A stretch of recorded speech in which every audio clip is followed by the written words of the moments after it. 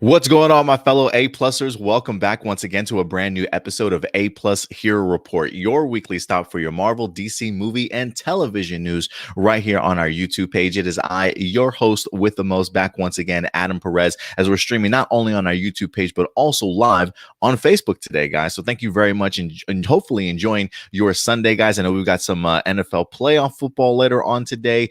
We had ourselves a ton of news that wind up dropping this week. So trust me when I say this is certainly going to be a packed episode filled with a ton of stories. But it's not just me having to break this down today. No, not at all, sir. Today is, in fact, going to be joining us, Indy Uchiha, coming through as always. What's going on, buddy? Man, just chilling. Happy to be back. I'm going to take advantage of every Sunday I have off from work. Yeah, I love the sound of that. Love the sound of that, man. Right now, Stuart's not going to be able to join us this weekend, but if anything, he'll certainly try and go ahead and do so next weekend also. And Indy, this week our shows come back, man. Are you honestly pumped to dive back into some DC television shows? Batwoman is coming back. I'm so excited about what's going on. I feel like I'm actually getting back to my workload when it comes to A+ Hero Report now. Yeah, man. We're going to be good to see your face around the YouTube page a little bit more starting up now. So we've got Batwoman starting today. I can't remember. I don't believe anything else starts this week. I believe other stuff starts coming back next week, though. I believe maybe Black Lightning and maybe The Flash, I believe also. It might be a while before we get like Legends and Supergirl, though. Oh, and All-American. Just to put it out there. What season is All-American in right now? This will be season 3, I believe. Oh, not too bad. Okay. Yeah. We'll see how many more seasons they got out of it, man. I still have yet to watch it, but I know you've been suggesting it. I've been hearing some really great things about it on the internet too, man. So maybe it is a show I got to get into. Let's see here. You know what? Listen, guys, before we even get into our main topics, you guys know how we like to do around here. A couple of quick things. Listen, if you do have a live viewer question for us that you certainly want to go ahead and submit over, please go ahead and do so. You can submit them at. Oops, I didn't even update that. Hold on a second, guys. Big fail on my part.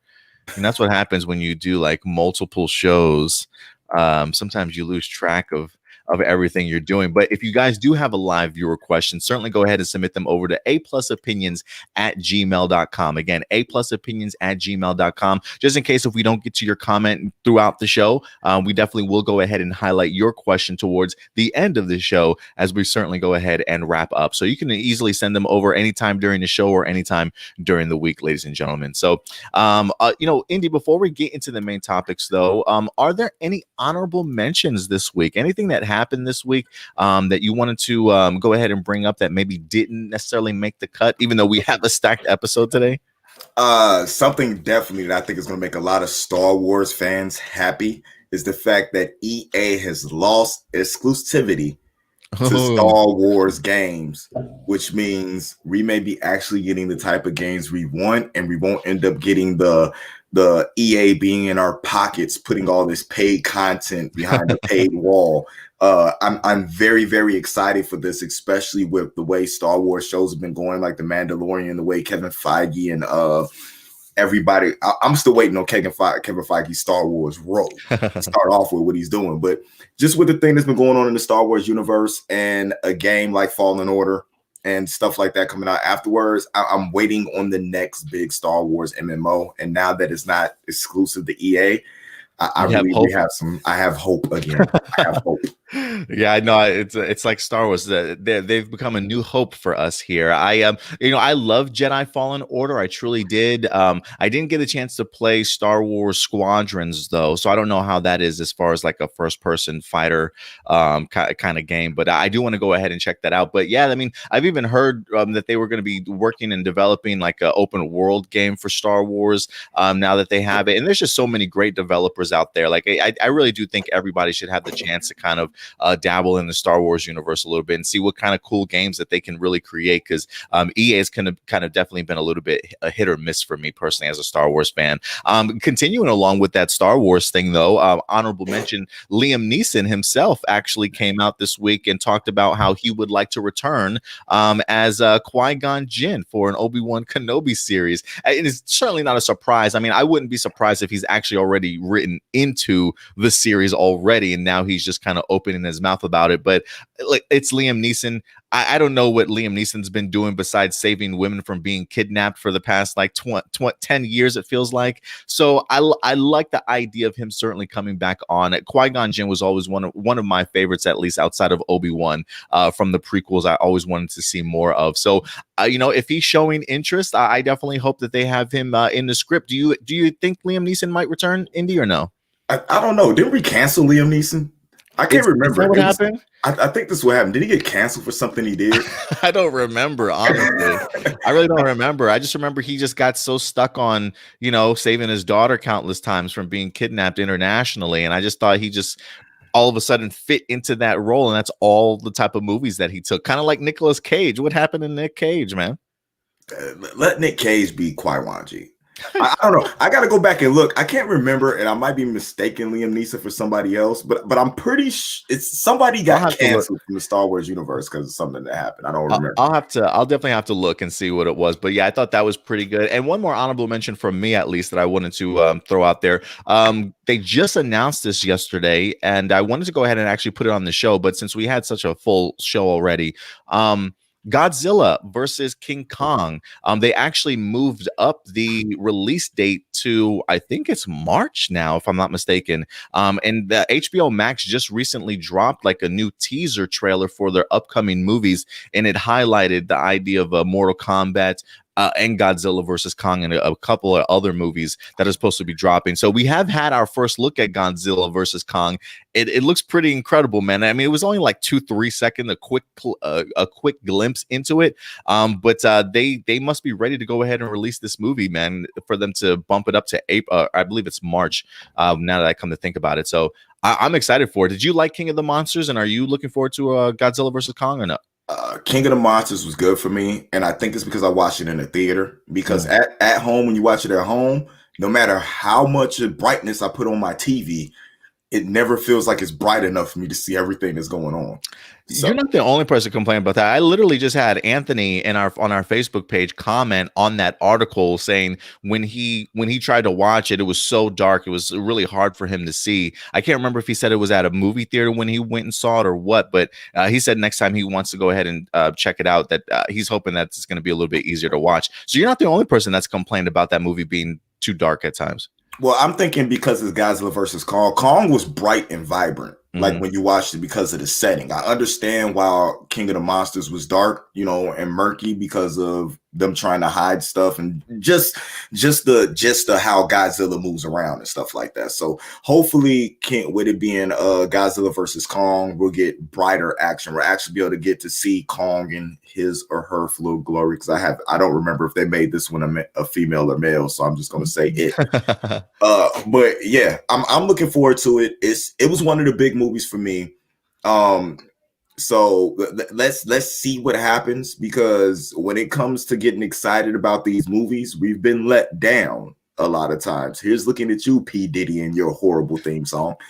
Well, I feel like Warner Brothers also does a great job of putting together some amazing sort of amazing trailers, but maybe not necessarily it carrying over to the movie itself. But we'll certainly see. If you guys want to go ahead and check out just a brief glimpse of Godzilla versus King Kong, it is on their HBO Max teaser trailer that they just recently dropped yesterday. Get the opportunity to see Kong punch Godzilla in the face. It was beautiful. It was beautiful to watch. But other than that, guys, that'll wrap it up for our honorable mentions, and then we'll just go ahead and start diving into some of our main topics. But quick shout out to Christopher Throbbin for certainly coming through today, and of course we got Dino Real Soul Fury, aka AJ Surly, in the house, guys. So thank you very much for joining us. But Indy, are you ready to go ahead and start diving into some of these topics with me, man? Hey, let's get it. Let's get it, guys. Let's do this. All right. So first topic, guys, we're going to go ahead and live in the world of Marvel here for a little bit. One of the things, especially when it comes to 2020, this past year, the one thing that I've constantly have said, guys, is never say never. Things certainly can change at any particular point in time. You certainly never know. You might return to a role that you certainly was not expecting to certainly do so. And that certainly seems true for a fellow by the name of Mr. Chris Evans himself. One of the things that we have kind of contemplated, especially with other actors like, say, Stephen Amell, or, people that leave these roles that say that they're going to hang up their mantle and certainly never return. One of the reasons why I say never is you truly never know the direction in which your career is certainly going to go. You could have huge fame as one particular character and then go on to a different franchise or a different property or try and get into other things. And that same momentum just doesn't carry on with your career. I feel like there's plenty of people that we could certainly go ahead and throw that idea and concept out to. So the idea of saying you'll never return as a character, I always say, please never say that, and keep the doors open. Never burn down your bridges, if you will. And this is exactly what we're seemingly finding Chris Evans in this particular position. So guys, let's go ahead and dive into this article. This actually comes to us from deadline.com, letting us know that Captain America seems to eye his return to the MCU as Chris Evans nears a deal to reprise his role in a future Marvel project. So it says exclusive, in a move that is sure to rock the Marvel Cinematic Universe, sources tell Deadline that Chris Evans is cleaning the dust off his Captain America attire, and he is expected to reprise the role in the MCU in some form. It's still vague whether the deal is closed, but insiders say it's headed in that direction for Evans to return as Steve Rogers, aka Captain America, in at least one Marvel property, with the door open for a second film. Now, sources added that it's unlikely to be a new Captain America installment. So in other words, no Captain America 4, and more likely to be like what Robert Downey Jr. did after Iron Man 3 and appearing in films like Civil War and Spider-Man Homecoming. Now, while Marvel certainly had no comment, they do say that Evans has been very public that he would be hanging up the shield. But it does seem that things have changed in recent months, as the idea was floated of Evans returning to the MCU as Rogers to see if there was any interest. And as the weeks went by, Evans became more game to the idea, with the two sides coming to an agreement at the top of the year. How he might return is unclear and being worked out, but the options are certainly unlimited. So look, again, guys, never say never. I mean, we just saw Chris Evans in an award-winning film, or at least a award-nominated film, in Knives Out, directed by Rian Johnson, which I actually really enjoyed Chris Evans in, honestly. Like, for me, I'm keen on the idea of seeing what else Chris Evans wants to do with his career outside of the MCU. I even really enjoyed him in Snowpiercer also, so really solid actor, honestly. So this doesn't surprise me, though. I mean, it's Captain America. I'm pretty sure Marvel probably came and just backed up a dump truck of cash to him and said, hey, man, I know you said you didn't want to come back, but if we have some really great ideas for you, let's see what we can kind of put together. And so for me, I'm really pumped. Let me ask you, Indy, you hear this. I've talked a little bit about this already when we did a brief news report earlier this week on A Plus Hero Report. So I do want to get your points of view on this. You hear the possibility of Chris Evans certainly returning. Do you think this is definitely going to happen? And if you could decide as to where Captain America pops up next, where do you think we might see the good old Captain? I'm gonna be totally honest with you, and Dino said this in the comment, and I was thinking about it before he said it. So let me pop this up here right quick. He said Chris Evans probably felt after the loss of Chad, he knows that he wants to be a hero again and continue being a superhero. Damn, that's powerful. Yeah, that's one of the things I think, especially after watching what Chadwick Boseman went through in order to bring a role like T'Challa to the screen. To me, Chris Evans could have probably thought about how important, you know what I'm saying, the role of Captain America could be, you know what I'm saying, to people in the future.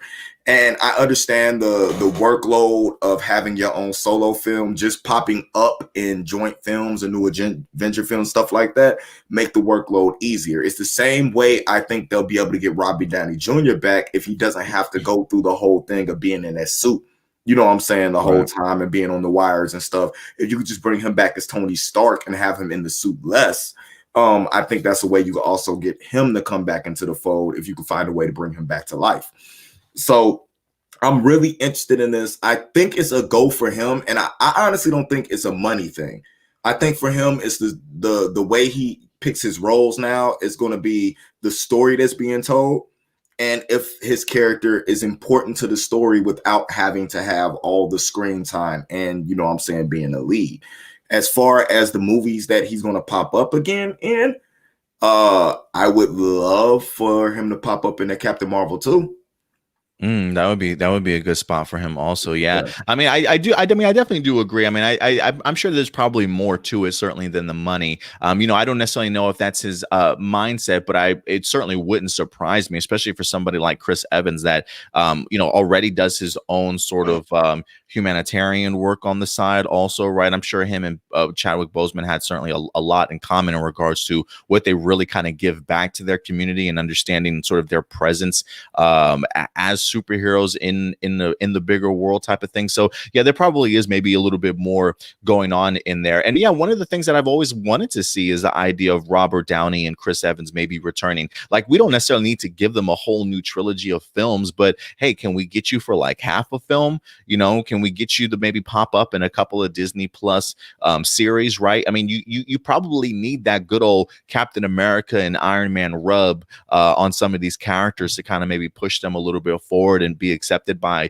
you know, some of the fans, or at least just to kind of give them that stamp of approval, if you will, for them to eventually become full-fledged Avengers members or have huge impacts in the MCU. So like for me, I think it would be cool if we can get him back for maybe a quick cameo in like Miss Marvel or something like that too. I mean, she is a big fanboy, I think, of Captain Marvel, so I think she would absolutely love the idea of meeting Captain America. I love the idea too of him maybe returning for a Captain Marvel too, like you mentioned, Indy. One of the things that I've always wanted to see was more Brie Larson and Chris Evans hanging out together, right? Like if Captain Marvel is going to be sort of that next leader or the next big MCU character that Marvel tends to focus on, I think it would be really great if we actually had some time between Captain Marvel and Captain America on screen together for her to either learn from him or whatever the case might be. I think it would be pretty great. I mean, and you know, Indy, too, just from the comic books, we have seen sort of older Captain America here, or older Steve Rogers. Do you think that that's what we're going to be getting for a while, and then they'll kind of give us good old handsome Chris Evans back once again, or how do you think they'll pull something like that off? I think it's a lot's going to dwell on WandaVision and Doctor Strange. I think what's going to happen is we're going to get maybe a Ultimate Universe, or maybe we had the Ultimate Universe and they're going to give us the 616 universe. I don't think it'll be the Captain America that we know. I honestly think we'll be getting a different one. So be looking forward to maybe Skrull invasion. You know what I'm saying? Captain America, maybe that's something we get in the Nick Fury, you know what I'm saying, series we're going to get. But I don't believe it will be the same version in the timeline that we're used to. Oh, okay, interesting. That'll be a definitely interesting take on how to go ahead and bring Chris Evans back, if that certainly is to happen. So yeah, I definitely I do like the sound of that, honestly. A couple other things real quick, because I do see Christopher Throbbing in here mentioning the idea that it said that Chris Evans already denied this, so it's still a rumor. It is important to go ahead and put up here that Chris Evans did come out with a tweet right after this news article dropped, and he wind up saying something along the lines of "This is news to me," is what he wind up saying. And my pushback to that is, I feel like this year, especially if you go back and think about Tatiana Maslany, Indy, from She-Hulk. Remember, Deadline reported, or somebody reported, that Tatiana Maslany was going to be She-Hulk in her series, and she also came out and really denied it up and down that she certainly wasn't going to be in it. And then literally within like a couple of weeks later, they in fact announced that Tatiana Maslany is in fact She-Hulk. So I'm almost, and I feel like Tatiana's not the only person that has kind of done this lately in regards to just outright denying it and not confirming anything. So I think this is exactly the same thing. I think this is just Chris Evans kind of playing around, because people even responded to his "This is news to me" tweet with like a bunch of gifs, and he even kind of laughed it off about, "I really love how you guys responded to this kind of stuff." Like, so I don't know what to honestly make of it, but the article at least states, again, this is one of the reasons why we're not pushing this as factual, but it says that it's still vague whether the deal is closed, but insiders are saying it is headed in that direction. So that's why we're certainly leaning towards the idea of this certainly happening. But trust me when I say Christopher Throbbing, we definitely try and at least phrase it accordingly so that people understand what's rumor, what's fully confirmed, what's still in development type of thing. And it seems as though this Chris Evans thing certainly is continuing to be in the works. And if you ask me, Indy, I do think that he's very much going to be in this. Do you think that what he said holds any merit at this point of him kind of, oh, this is news to me, or do you think this is going to happen? I think that's him playing with the fans. I think he's not allowed to say if this is just because you know how it is when they're coming back, they do what they do. It's that NDA. They can't come out and say anything that they're supposed to do until they're allowed to do it. So as of right now, which how we know how they do, they know.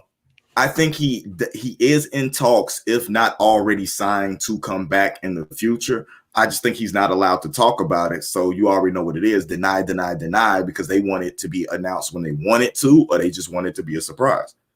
Yeah, no, I definitely agree with you there. And if anything, again, the source it's coming from is in fact deadline.com. I mean, if you are looking for a reputable source of your entertainment information, they're usually pretty reliable. I'm not saying that they're 100% correct at all, but I feel like they're usually pretty reliable with their sources. So we'll see what happens. We'll see if Chris Evans certainly does return as Captain America. I'm definitely leaning that way. It certainly seems it's something that could potentially happen. So let's keep our fingers crossed here, Indy, because I would love the opportunity to see Chris Evans returning as Captain America. But listen, guys, at the end of the day, we definitely want to go ahead and know your thoughts. Would you be excited to see Chris Evans certainly return? Do you feel as though maybe his time has passed and now we should start highlighting other MCU characters in that position and kind of build them up? We definitely want to go ahead and know your thoughts in the live chat or the comment section box below, ladies and gentlemen. All right, let me see if I can go ahead. You know what, Andy, let's go ahead and continue to tackle our next topic here. We will in fact continue along with some Marvel talk for you guys.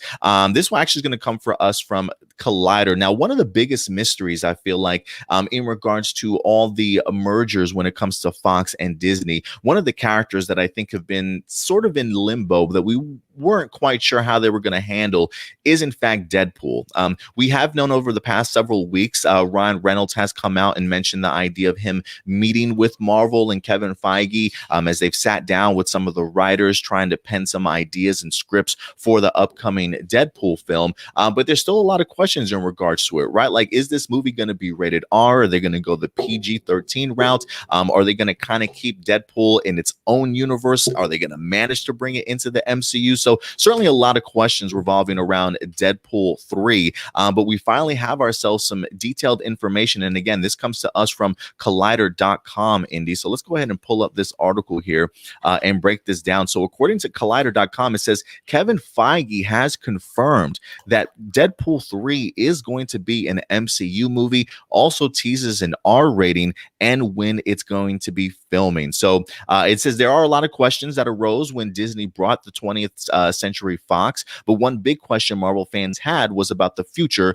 of the Deadpool franchise. It says Collider's own Steve Weintraub recently spoke with Marvel's Studios president Kevin Feige in anticipation of the Marvel's first Disney Plus series WandaVision. And during their conversation, Feige gave a promising update on Deadpool 3, revealed when filming will begin, and most importantly, confirmed the sequel will be a part of the MCU. It does say that Deadpool 3 won't begin filming, though, until 2022 at the earliest. So we still at least have another year before this movie actually comes into actually being in front of the cameras. So this is what Kevin Feige had to say. He says, it will be rated R, and we are working on a script right now. And Ryan's overseeing the script right now as well. It will not be filming this year. Ryan is very busy, very successful actor. We've got a number of things were already announced that we now have to make, but it's exciting for it to have begun. Again, a very different type of character in the MCU, and Ryan is a force of nature, which is just awesome to see him bring that character to life. You know what, Indy, if you ask me, man, I feel like this is probably a very welcome challenge for Ryan Reynolds. The idea of taking a character that he loves so much in Deadpool and being able to work with these writers and just kind of figure out how you put somebody like the Merc with a mouth sort of in the MCU. Kevin Feige just mentions the idea, quite a different character, right? Being placed in the MCU. What are some of your levels of expectation or anticipation of knowing that Ryan Reynolds is bringing his character to the MCU, and just some of the interactions that we're going to be getting? How do you like this news? I expect it to be exactly what we're used to when it comes to Deadpool. No pulling any punches type of thing? No pulling any punches. I feel like it's going to be amazing with him being able to play with all the toys in the sandbox rather than just a few. It's going to be interesting to see what the plot line is going to be for 3, because we all know 2 wasn't everybody's favorite. 1 was dang near perfection. Like the Deadpool 1 was a precedent of how every solo Marvel movie should be made. Deadpool 2 was, I feel, rushed. I feel like they should have had more time to do the movie. You know what I'm saying? Lay stuff out. But I feel like the first one was so popular that they had to get the second one out, that it could have just been written a little bit better, or just had a whole different premise to start off with. The third one, with him having access to everything that has happened in the MCU and him just being able to make fun of anything he wants to make fun of, I feel like it might be the best Marvel movie we see on screen, period. For Deadpool 3? Yeah. Oh, very nice. I mean, hey, you never know, man. I mean, listen, with Marvel's track record of how they've done some amazing films, you got somebody that's incredibly talented, like Ryan Reynolds, that has his finger sort of on the pulse of this character. Who's to say, man, that you never know, bro. You absolutely never know. So who's to say what kind of Deadpool 3 that we wind up getting? But I'm kind of excited for it, honestly. I mean, I wasn't sure how they were going to pull off the R rating, but I love the fact that Kevin Feige is just sort of embracing it. While I haven't watched the PG-13 version of Deadpool, I believe you said it was still okay, right? The PG-13 version was better than the original to me. Oh, really? Okay. See, I haven't even had the chance to check out the PG-13 one. So that's why another part of me was thinking, like, if the PG-13 movie maybe had some success, maybe that was certainly a route that they would go. But it's almost like listening to Eminem music that's edited. Like, you can't have it. It's almost impossible. Like you need to have Deadpool that drops all the F-bombs and things like that. So I'm glad that they're sticking true to who the character is. And for me, I really want to see just his interactions. I definitely got to see an interaction with Spider-Man for sure. I think Tom Holland and Ron Reynolds will have a blast with that. Give me even Benedict Cumberbatch as Doctor Strange. Throw in some Tony Stark in there somewhere. I would absolutely love to see what they wind up putting together. How do you like the idea, though, of us having to wait at least an additional year before it gets in front of the camera? I believe with everything that we have going on right now that it needs to wait that year. We already have the shift of movies and television shows having to move because of the pandemic. I think trying to get it out or even trying to start filming it now would be problematic for the movie itself. So give us the time to get back to normality and then let them film it, and put it out. Make that a staple of the next phase. You know what I'm saying? And I feel like we'll be good. We'll be good to go because we already know what we're getting right now. Looking at Deadpool 3 in the future and putting stuff around that, because think about it. You'll have Blade, which could possibly also be rated R now since they already confirmed Deadpool, being rated R. And you have a whole list. You got the Moon Knight television show coming. You have a whole list of a different type of Marvel coming, in the future. If you can get the Punisher and roll that back out, maybe the whole Charlie Cox Daredevil thing, and we feel like we're getting our more adult Marvel back. Yeah, we could definitely be leaning towards that for sure. in regards to a more adult Marvel. Because there were even talks of like Disney Plus either trying to make like a different section, I think, for adults. I don't know if they're necessarily going to be doing that now anymore at all, but we'll see what winds up happening here. There was something I had off the top of my head that I wanted to bring up, and I cannot remember now for the life of me. I hate when that happens, man, when you just draw an absolute blank. What I was going to say was the fact that it is going to be taking place in 2022, or at least filming begins. This almost makes me pretty hopeful for the concept of X-Men and mutants sort of being introduced. I would be curious. I have a feeling that they clearly have a plan to introduce mutants at some point in time. But I'm wondering if Deadpool is going to end up being like our first mutant movie that we wind up getting, or if they somehow tie it to the MCU without maybe having mentioned the introduction to X-Men and mutants by that time. I almost feel like it's a little bit backwards, but again, we don't know what the how they plan on handling or truly using Deadpool at the end of the day. So part of me is maybe hoping that they're going to start dropping some breadcrumbs to the concept and idea of mutants, whether that be in WandaVision, Doctor Strange in the multiverse, or Eternals, or whatever the case may be. But I feel like if Deadpool is going to be starting to be developed in 2022, I got to think that that's probably going to be around the same time that they start bringing in X-Men or mutants, or at least starting developing things under around that time period. What do you think about that, though? I think that's honestly what's going to happen. I would like them to establish mutants before the Deadpool movie.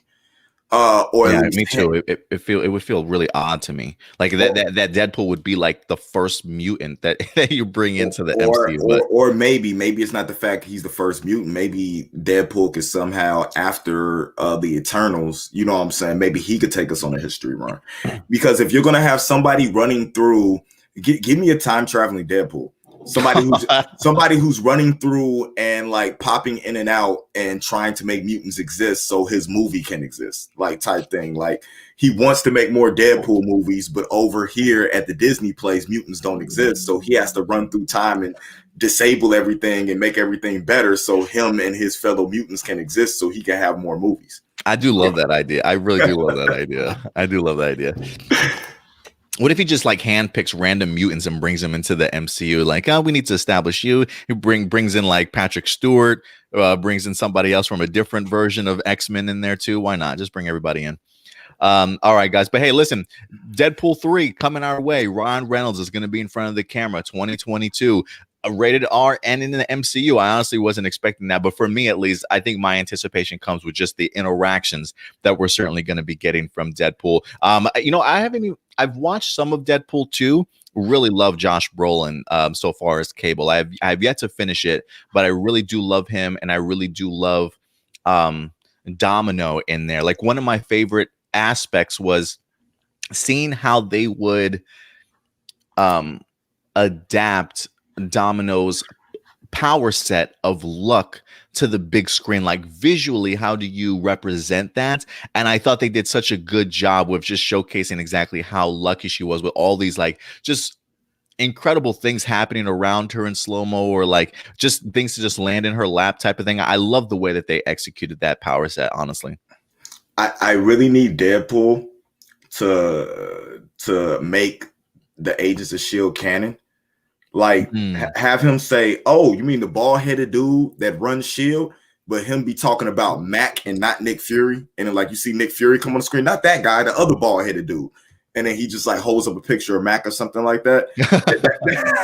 That would be amazing. If you're listening to me, Ryan Reynolds, please make Agents of S.H.I.E.L.D. canon again. Yeah, I know you want that, man. I know you and every other Agents of S.H.I.E.L.D. fans, man. Real quick, this is from Christopher Throbbin. Says, I feel like WandaVision and Doctor Strange 2 will be our opening to mutants in the MCU. I'm keeping my fingers crossed too, Christopher. I certainly hope that definitely comes to fruition, man. I feel like it's almost, I don't want to say it's like an alley-oop, like, here you go, Kevin Feige. Let's just hints. I just need hints. I don't even need them to be like saying the word mutants or something. I just need hints that that's what they're leading towards. Awards at some point in time. So we'll see what happens. But guys, listen, Deadpool 3, what are your thoughts? We want to know your opinions in the live chat or the comment section box below, guys. And we're going to go ahead and continue along here with another. Oops, I pull up the wrong one. Why do I always do that, Indy? We're going to go ahead and continue along here with some more Marvel talk. Now, this one I certainly will say is kind of speculatory, maybe rumor-ish. I still don't know how to feel about this, Indy. So that's why I wanted to bring it onto today's episode.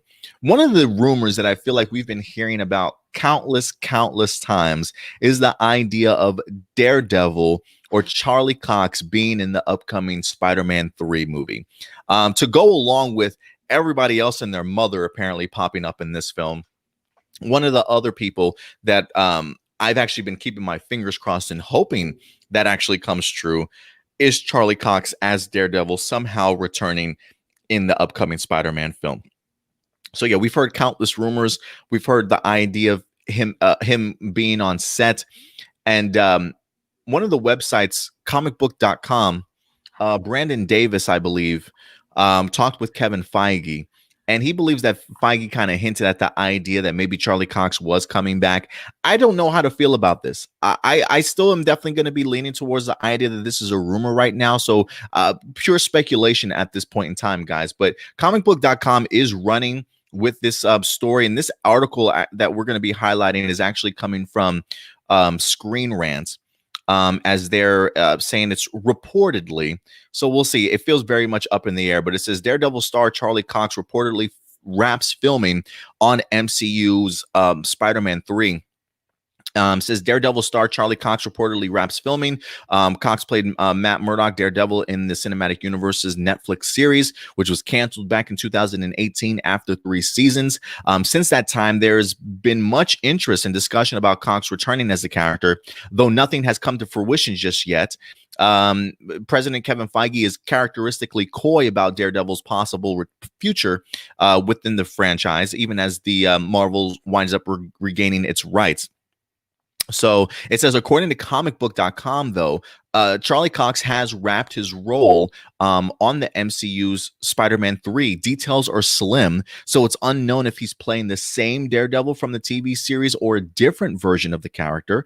Spider-Man 3 looks to be delving into the multiverse. As always, readers should take this with a grain of salt until something is officially announced.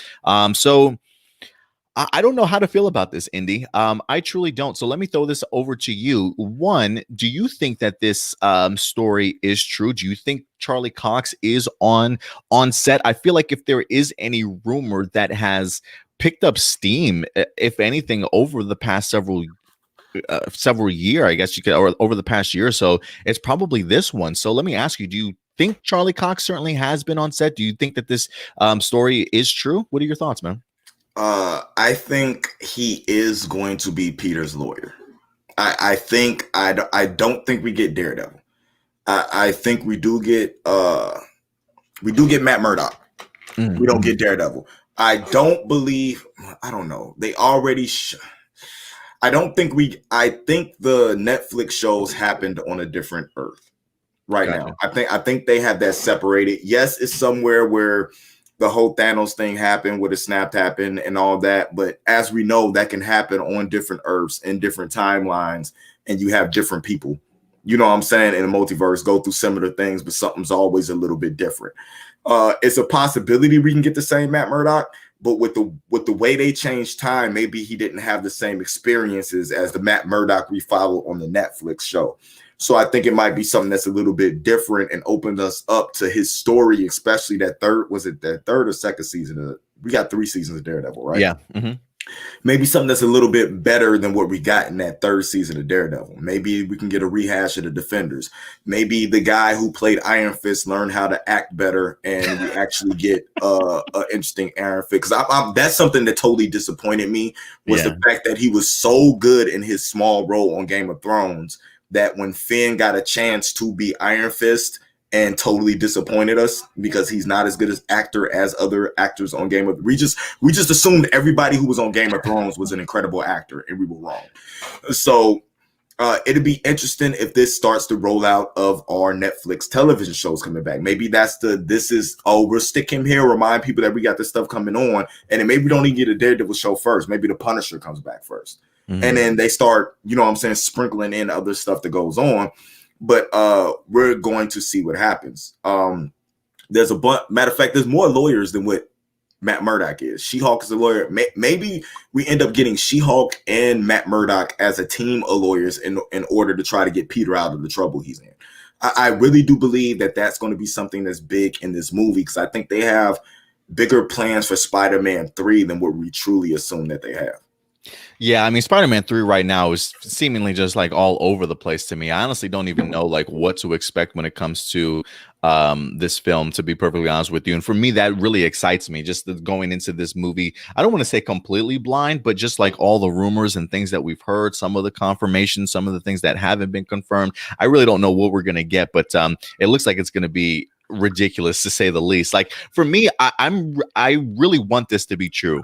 I truly do. Charlie Cox, if anything, out of all the Netflix series, was always the standout to me. I truly would love to have that version of Daredevil, whether it be that exact Netflix series version or whatever new version we wind up getting from the MCU. As long as I have Charlie Cox in that role, give it to me, man. I'll be perfectly okay with it. I do feel as though if he is going to pop up in Spider-Man 3, I do think that this is probably Kevin Feige's way of nitpicking what characters maybe he wants to bring over from the Netflix series, and then whoever he doesn't bring over, they'll probably just recast at some particular point in time down the line, if you will. But if there is anybody that I think you should take from the Netflix series, please, Charlie Cox. He's been talking about the idea of wanting to reprise his role for the longest time. There's been a hashtag out there, save Daredevil hashtag, and things like that over the years. So I feel like there's definitely a fan need and a want to certainly have Charlie Cox back. So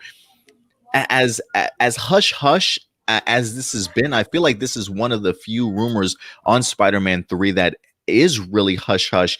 I honestly think that this might happen. I'm still going to look at it as a rumor. I definitely don't want to say it's accurate or going to happen. But man, I'm definitely leaning that way because I think Charlie Cox just really did a fantastic job as Daredevil. Certainly left a great taste in people's mouths to where they certainly want to see him again. And I think if you're going to be diving into the multiverse, why not if you're going to pluck anybody from the Netflix series, I think this is a good opportunity. But who's to say, listen, if they are on a different Earth, who's to say that our Marvel 616 universe just doesn't have a Charlie Cox, Matt Murdock sort of already in there? You know what I mean? Similar to how we saw J. Jonah Jameson pop up in Far From Home, right? Clearly Spider-Man has one on this Earth and it's not sharing it with Sam Raimi. So I think maybe that was kind of just opening the floodgates to what Kevin Feige could do in regards to bringing back some of these characters. So who's to say that, again, that Matt Murdock just isn't another Charlie Cox version of himself sort of in this MCU. And that's kind of where I'm keeping my fingers crossed there as well. So I hope it happens, man. I honestly hope it happens. Whether he's going to be a lawyer or have a bigger role, like I would be okay if it's just a cameo of Matt Murdock. At least just opens the door for us to maybe get ourselves a future MCU series from Daredevil or his own movie. What would you prefer? Would you prefer another Daredevil series or a movie for him, Indy? I would prefer, to be honest with you, I don't need a series as of right now. I do want them to come back and wrap up, the cliffhanger where they left off on as far as Daredevil goes. So maybe at least one more season. But I wouldn't mind him as being somebody who just is in movies, not necessarily having his own movie, but somebody who is appearing in movies, as similar to like how Nick Fury appears, or other side characters like Black Widow before she got her own movie, like that type of thing, because he's already an established character in movies and in television. Yeah, absolutely right, man. I definitely agree with you there. Oh, go ahead. I got Christopher Throbbing. Awesome name, by the way. I'm still saying it's a rumor, but man, I love Charlie Cox to come back as Daredevil, even if it's not making the Netflix shows canon. And he also had a comment that said, yeah. Or maybe get an Asian as Iron Fist instead of whitewashing. Isn't I thought Iron Fist was white. Is he not? He is Caucasian in the comic books. That was the whole thing. Is that Oh, a outsider is the one who ended up yeah. becoming the immortal Iron Fist. That was the whole plot behind the Iron Fist comics. Okay, so yeah, so no Asian actor for Iron Fist. I guess that's the point. Like you said, that's the point of the character itself for Iron Fist to be that outsider. So that makes sense. Yeah. But yeah, at least I'm glad to know I'm not the only one that wants to see Charlie Cox back. You know, there is a part of me like I would love to see Michael Coulter come back as Luke Cage. I think Arthur wind up saying that Charlie Cox and Luke Cage, if he could certainly pick, I would love to see Mike Coulter maybe come back as Luke Cage. If they want to recast Jessica Jones and Iron Fist, I would be all right. Like I still want to see a Heroes for Hire television series or a MCU series at some particular point in time. I think that would be a great way to maybe kind of reintroduce just all three of them if you wanted to. Jessica Jones, Iron Fist, and Luke Cage. You can do a Heroes for Hire show. I would love to see that. Quick shout out also goes to Gabriel for certainly joining us today. What's up, Gabe? Thanks for coming through, man. Hello. Is that the Ultron shirt? Yeah. I dig it, man. I dig it. All right. You know what? I think other than that, I think we'll go ahead and wrap that up. But guys, listen, we want to know your thoughts. You hear the idea here of Charlie Cox wrapping his filming for Spider-Man 3, potentially wrapping his filming. The only people really running with this story, I think, was Murphy's Multiverse, which I don't know exactly. I'm not too familiar with that, but and comicbook.com. I haven't seen like Variety or Deadline or Hollywood Reporter run with that story yet. So we'll see. We'll see what ends up happening with Charlie Cox, but I'm keeping my fingers crossed that actually does come to fruition. But in the meantime, guys, certainly take that story as a grain of salt as of right now. And with that out of the way, we have we have two more other Marvel stories that we're going to be diving into. This next one actually is also going to come to us from Collider, but it is another sit-down conversation with Kevin Feige. I feel like Kevin Feige was just making his rounds all week long, kind of discussing what we can certainly expect from upcoming Disney Plus television shows. I mean, with WandaVision having released this past Friday, which, mind you guys, we in fact do have ourselves a WandaVision review up. Myself, along with Stuart, did go ahead and tackle the very first episode of WandaVision. So that is currently up on our YouTube page if you want to go ahead and check it out. We did do the review for episodes 1 and 2. The first 2 episodes did drop on Disney Plus this past week. And so we did go ahead and have the opportunity to sit down and review the episode. I was a really big fan of what we wind up seeing the first time around. So really excited for it. But Kevin Feige, I guess, in the process of doing these press conferences and press junkets, kind of opened up a little bit more about future Disney Plus television series. And one of those particular series that he focused on was in fact going to be the Secret Invasion Disney Plus series. It says Kevin Feige explains why Marvel's Secret Invasion is a Disney Plus series and not a movie. It says Disney's Investor Day presented last fall was chock full with announcements, but one of the most curious ones that kind of got overshadowed was that Marvel Studios is adapting the iconic Secret Invasion comic series into a Disney Plus series. The Secret Invasion comic run was a massive event in which it was revealed that multiple characters, including heroes, were not themselves at all and were actually Skrulls in disguise. But it says ever since the introduction of the Skrulls and their sworn enemies, the Kree and Captain Marvel, fans were bracing for a big Secret Invasion storyline on the big screen. As it turns out, while the Secret Invasion storyline is happening, it'll be on the small screen, Disney Plus to be exact. You got Samuel L. Jackson and Ben Mendelsohn set to top line the Secret Invasion series, reprising their roles as Nick Fury and the Skrull Talos from Captain Marvel. So this is what he Kevin Feige wind up saying. It says, I mean, we're interested in the political paranormal aspect of Secret Invasion and really showcasing the stars with Samuel L. Jackson and Ben Mendelsohn, 2 amazing actors that you want to have in any series. And we're very lucky to have them for that. That's the sort of primary focus of that. And of course, it will tie into other things and the scrolls in ways that you haven't seen before. But yes, anything could be anything. Wise words, but we wanted to do that as a series because it would allow us to do something different than we've done before. So it says it'll be exciting to see this big comic event play out across 6 episodes.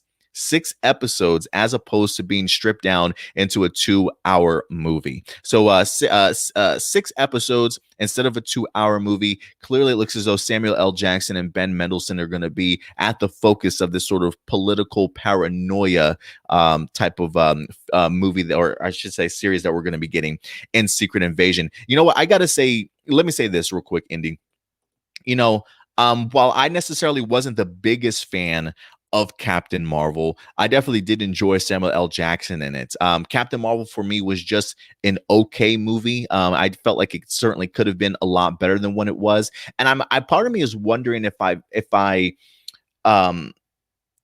felt a little bit disappointed with the idea that, I guess maybe for me, I was expecting them to kind of tackle the Secret Invasion storyline in that film, or at least kind of start dropping hints at it. And maybe they kind of did a little bit, but I guess my first sort of interpretation or first introduction to the scrolls certainly wasn't what I was expecting. I mean, definitely talk about a twist and turn when it comes to representing the scrolls. So I didn't really know exactly how I felt about the first Captain Marvel, but I know I expected a lot more than what I certainly got. So for me, I'm really eager to see what they do with pulling this story off. They are correct. This was a huge, massive storyline in the comic books that spread over several different issues. And I almost feel like the idea of a 6-part series kind of almost represents that in just long form comic book storytelling.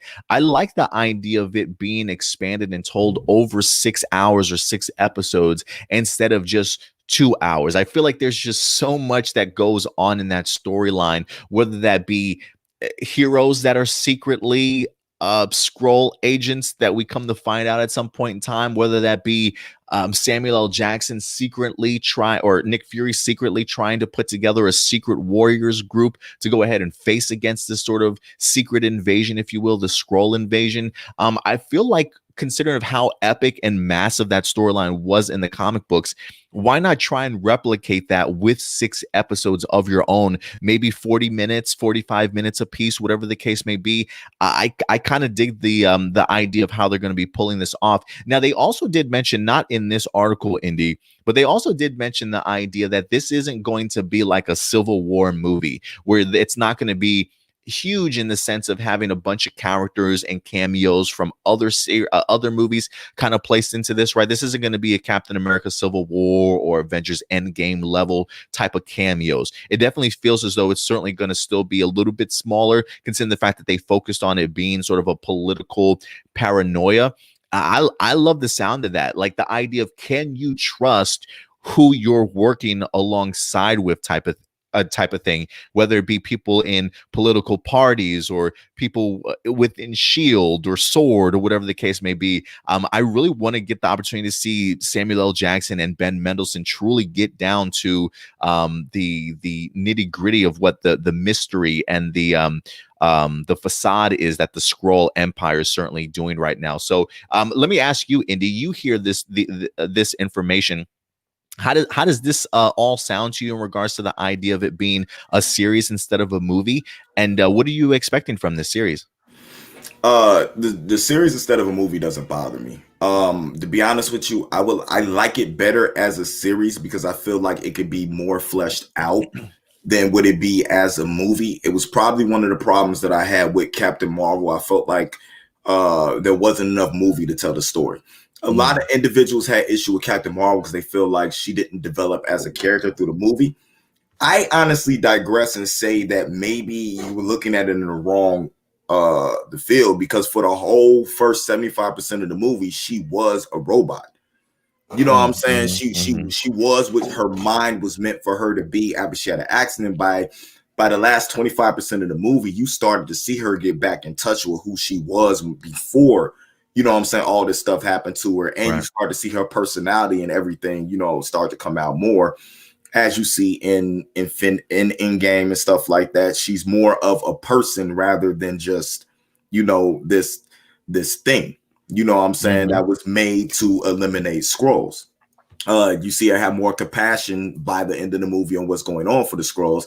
And I like that aspect of pre-introduced alien Nick Fury to knowing where he's at now up to date and seeing where he's at in his past and seeing why he acts the way he acts now when it comes to alien invasions and stuff like that is because he dealt with this stuff back in the past.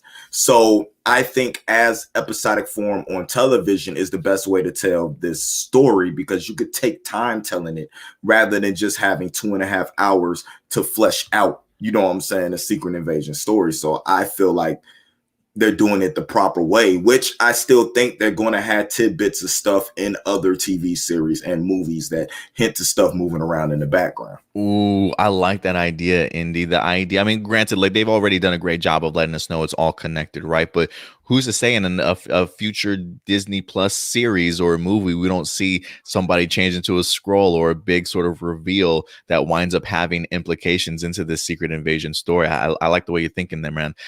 Listen, I love the fact also that Kevin Feige mentions that, you can't go wrong with Samuel L. Jackson and Ben Mendelsohn as part of any television series. And so for me, that's one of the reasons that I want to see Samuel L. Jackson get some shine. I felt like we haven't seen Homeboy as Nick Fury in quite some time. Like it's been a minute outside of like the Spider-Man Far From Home. And then I think we wind up seeing him in I think prior to that was the conclusion of Infinity War, maybe when at the end of Endgame when he was at Tony Stark's funeral, and then we saw him briefly in Far From Home. But as far as like a meaty role, something he could really sink his teeth into, I really want to see exactly what Samuel L. Jackson and Ben Mendelsohn are going to do in here. I wasn't the biggest fan of Talos, honestly, but maybe Ben Mendelsohn can kind of change my mind here going into this season. But what do you think, Indy, about the idea that Disney Plus is not only doing this series, but it feels as though Secret Invasion could be pretty impactful, So I am interested as to how they're going to be executing some of these series of theirs, because I feel like this probably could be movie worthy if it wanted to. But how do you feel about the idea of Disney having sort of those big epic moments, but now as series? How do you feel about that? I think it makes the TV series mean more importance. Like Mm-hmm. I think that was the problem. What they tried to do with Agents of Shield, but didn't accomplish it right, is they tried to make Agents of Shield seem like it was more important than actually what it was, than its own separate story. When they put moments in it on like an Age of Ultron, where Nick Fury shows up with the hovercrafts, you know what I'm saying, and they show that it was the Agents of Shield crew that went and found them for that went in my fault. I got lost in the comments. That went and found them for Nick Fury. So doing that just makes it feel like Disney Plus is must have if those shows are must watch. I mean, I already feel like Disney Plus is definitely must have. I mean, listen, I just think if you're a Marvel fan right now, you definitely need to own a Disney Plus subscription.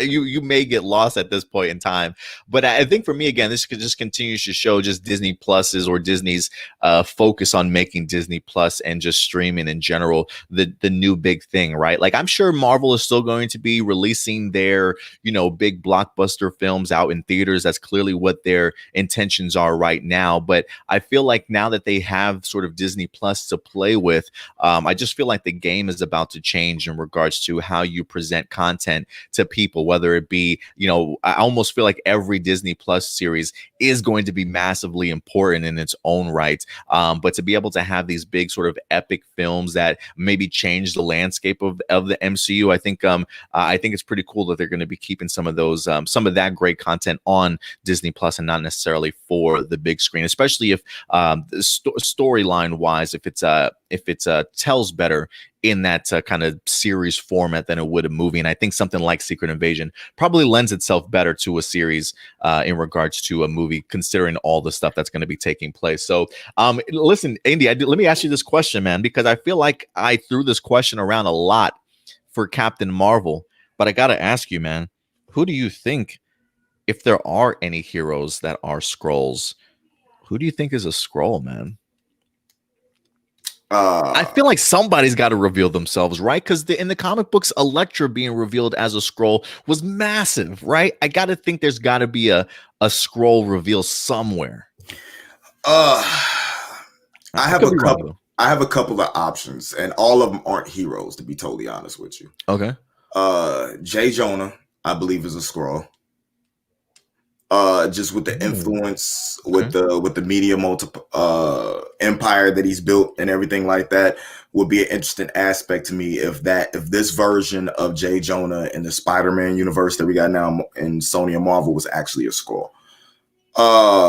And as far as superheroes that I believe are scrolls, in honesty, if they want to do it right and they want to bring back a younger Cap, I believe Captain America. Him coming back younger and doing all that, and everybody just being happy and overthinking it, you know what I'm saying, would be crazy. Yeah, what if Chris Evans' return is him to come back as a scroll? What if Killmonger comes back? You know what I'm saying, as a scroll. You know what I'm saying, infiltrates anything like that. I believe it could be plenty of scrolls in Wakanda. To be totally obvious with you, and the big deal that I believe the person to be a scroll is the original Ant-Man. Hank Pym. I believe Hank Pym could be a scroll. Interesting. Yeah, I don't know if I have a huge reveal. For some reason, I get General Ross in my head as a potential scroll. Like, we haven't seen Red Hulk from him lately. He's homeboy's been around for quite some time. He's always had a bone to pick or like just some issues with the Avengers. I wouldn't be surprised. And there's a part of me that can't stand that dude anyway. And I have a feeling that Rhodey probably wouldn't mind it if he turned out to be a scroll also. So I would say General Ross probably might be a scroll. I don't know. It'll be fascinating to see if we end up having any big reveals. But listen, guys, at the end of the day, we want to know your thoughts. How do you feel about the idea of Secret Invasion being the home for Disney Plus? Do you think 6 hours, six episodes is better than a 2-hour movie for this particular series? And if there are any scrolls out there that are disguised as heroes or characters we've been introduced to, do you guys think anybody's a particular scroll? We definitely want to go ahead and know your thoughts in the live chat or the comment section box below, ladies and gentlemen. So let me go ahead and finish that off. Did you have any last words in regards to that, Indy, or no? Are you good? Oh, no. I just want to give Arthur a shout out because he said, hey, I'm finna subscribe. Hey. We love that. But he did say, when you were talking about length, he said, yeah, more content, hopefully longer episodes. Is the length of episodes bothering anybody? Is the length bothering anybody? Well, listen, I'm going to say this. I had that issue with Mandalorian season 1 when I first signed up for Disney Plus. I went into Disney Plus with my subscription, like, yeah, I can't wait for Mandalorian to drop. Going to get me a 45, maybe 50-minute episode for episode 1. And I got like 25 minutes, bro, like 30 something minutes. I was so pissed when I first saw it. But I got to tell you, for the content and the quality that I wind up getting for those first 25, 30 minutes, it's stuck with me to this day, man. That fantastic moment of Mando and Baby Yoda touching fingers for the first time, right? So I guess it really just lends itself to whatever the storyline is. But I can't lie, Arthur. Like, there are times when I go into this, I'm like, oh, man, only 25, only 32 minutes today. Like, it is a little bit of a bummer. Because a part of me, I think I felt like they sold me the goods of, hey, man, you're getting yourself a full length episode here. And then they kind of pulled the rug from underneath me. So it did tickle me the wrong way. But you know what? The quality and content alone, I can kind of forgive them, even though I definitely want my episodes to be longer. So I feel your pain, Arthur. Trust me. I feel your pain. Nah, and when it comes to that, the WandaVision episodes even been shorter than what Mandalorian episodes are, but they're perfect for the what they're trying to do. sitcom-based thing that they're doing. Like, if they were any longer, I would feel like the episodes would have too much filler in them to try to make them longer. Like, they're making them perfect. The first episode, I felt like I was watching Bewitched. The second episode, I felt like I was watching I Dream with Jeannie. You know what I'm saying? Yeah. Like, it was perfect for what they were doing. And what I love was the first episode itself was like 26 minutes, but if you actually look at the runtime, I think it's only like 21, 22 minutes, and then the rest are just all credits. But as you go to like the second episode, then it's like 30 something minutes. Then they're starting to kind of expand their storytelling a little bit, and yet still having that sitcom feel, if you will. So I'm sure the runtimes are definitely going to be changing throughout all these Disney Plus series. I'm just no longer going into any of these series expecting 40 plus minutes. I'm like, they're just going to tell their story however they feel certainly fits. And so that's probably why we've been getting it for WandaVision for sure. Yeah. Also, we got to think about it when shows are on regular television and they say they're an hour long. We're really only getting 38 to 40 minutes, and we're getting content. 20 and 22 minutes of commercials. Of commercials, yeah. So we're just getting the episode without the commercials. Yeah, absolutely. About that. Absolutely. But guys, listen, again, we definitely want to go ahead and know your thoughts in regards to that. And Indy, let me ask you, man, because you brought up WandaVision here. I know we weren't able to have you on because you got caught in a snowstorm trying to make it. But what were your thoughts on WandaVision for the most part, if you want to give your thoughts on it? If this is the quality of Marvel Disney television we're going to have with episodes, we're in for a hell of a ride. Because those episodes were amazing, and Elizabeth Olsen is my future ex-wife. I was like, I know you're crushing on her, man. I know you were already crushing on her before this series, and I remember watching. I'm thinking to myself, man, Indy's gonna have hearts in his eyes, bro. It's gonna be a cartoon character. Definitely did, especially in the second episode. Oh yeah, I'm sure he did. What was her name? Glamour as the magician assistant. I love Paul Bettany. I thought Paul Bettany did a fantastic job too. Which Glamour and Illusion are names of characters that Vision and Wanda knew in the comics. Oh, that's cool. I didn't even know that. So like, there's a lot of little tidbits they're doing in there. The sword logo. I know it's a bunch of stuff y'all touched on, but the sword logo with the helicopter being in Iron Man colors, and you know what I'm saying, all of that. And Monica Rambeau's the actress playing Monica Rambeau being brought into the second episode out of nowhere. You're starting to get hints of where Wanda is. Yeah, why these people are popping up. Yeah, most definitely, man. And one thing that we didn't talk about that I wanted to bring up was the commercials that they had in the middle of it. The first one was a Tony Stark, or not Tony Stark, but like an Anthony Stark toaster oven or something like that. Some people were hinting at the idea that could be because they push the toast in or the bread in, and it takes forever. Like it's just this little beeping noise and the awkward staring at the camera and then the beeping and beeping. I heard some people thinking, saying as far as like theories go, that was going back to Wanda's childhood when her and Pietro were I think she said they were with the bomb. They were like sitting there waiting like days on end whether or not they were going to die if this bomb was going to go off. So I think that's probably what that was hinting at. And then they had the Strucker watch in the other commercial that actually had the Hydra symbol on it in the middle of the watch. So another Von Strucker reference there from Age of Ultron. I thought that was pretty cool. What did you think about some of the commercials you saw? I actually thought they were really, really well done. The Strucker watch was something that I hee-heed at. You know what I'm saying? So like, I see what you did there. Yeah. As soon as I saw the toaster, that's what I thought.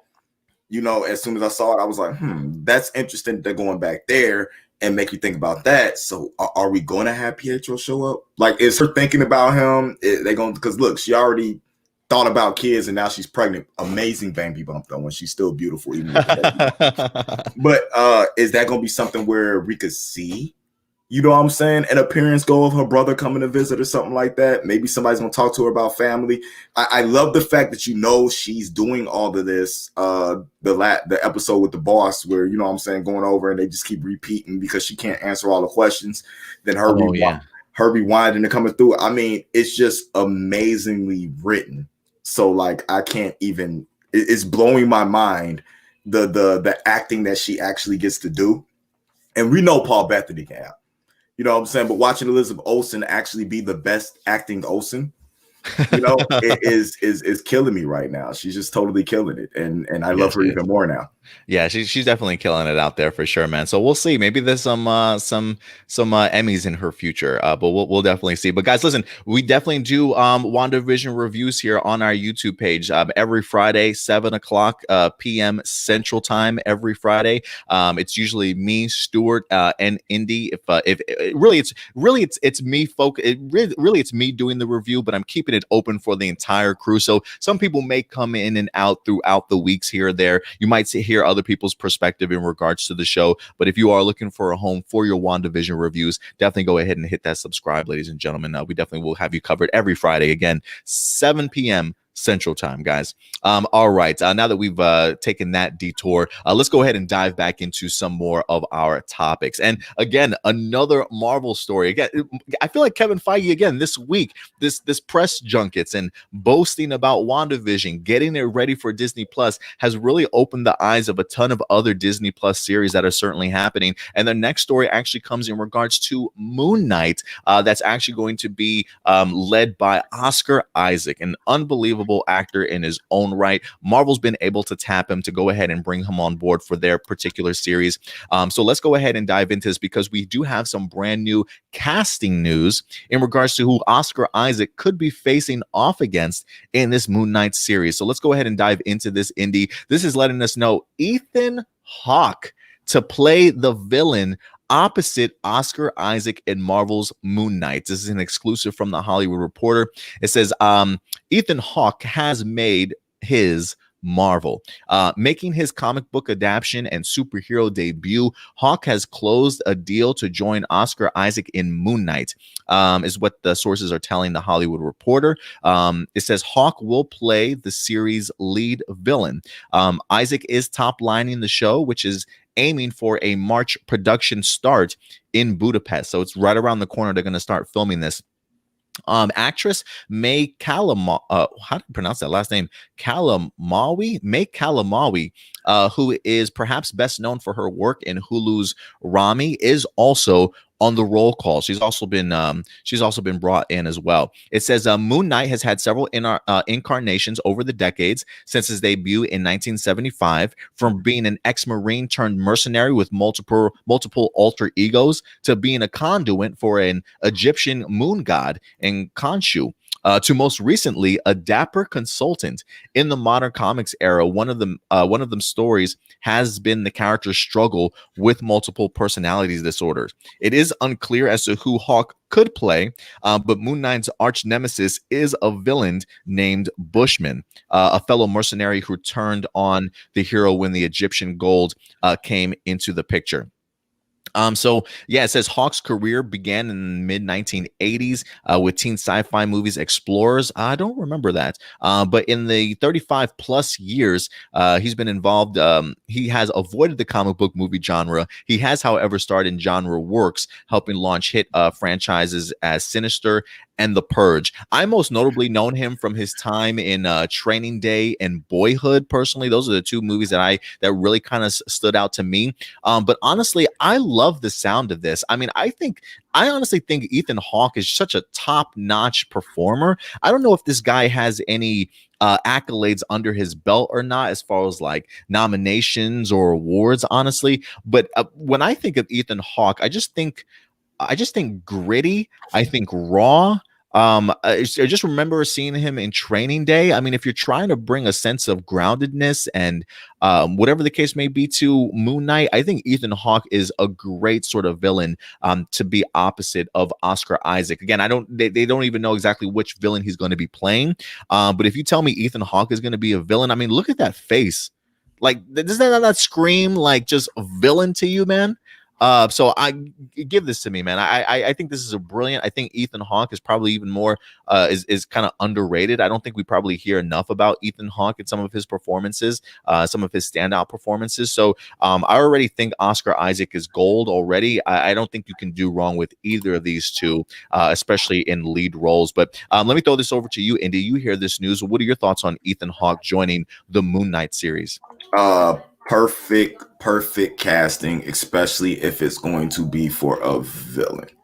I'm very excited for this. I mean, Ethan Hawke is an incredible actor. I feel like he could play that role with No issue at all.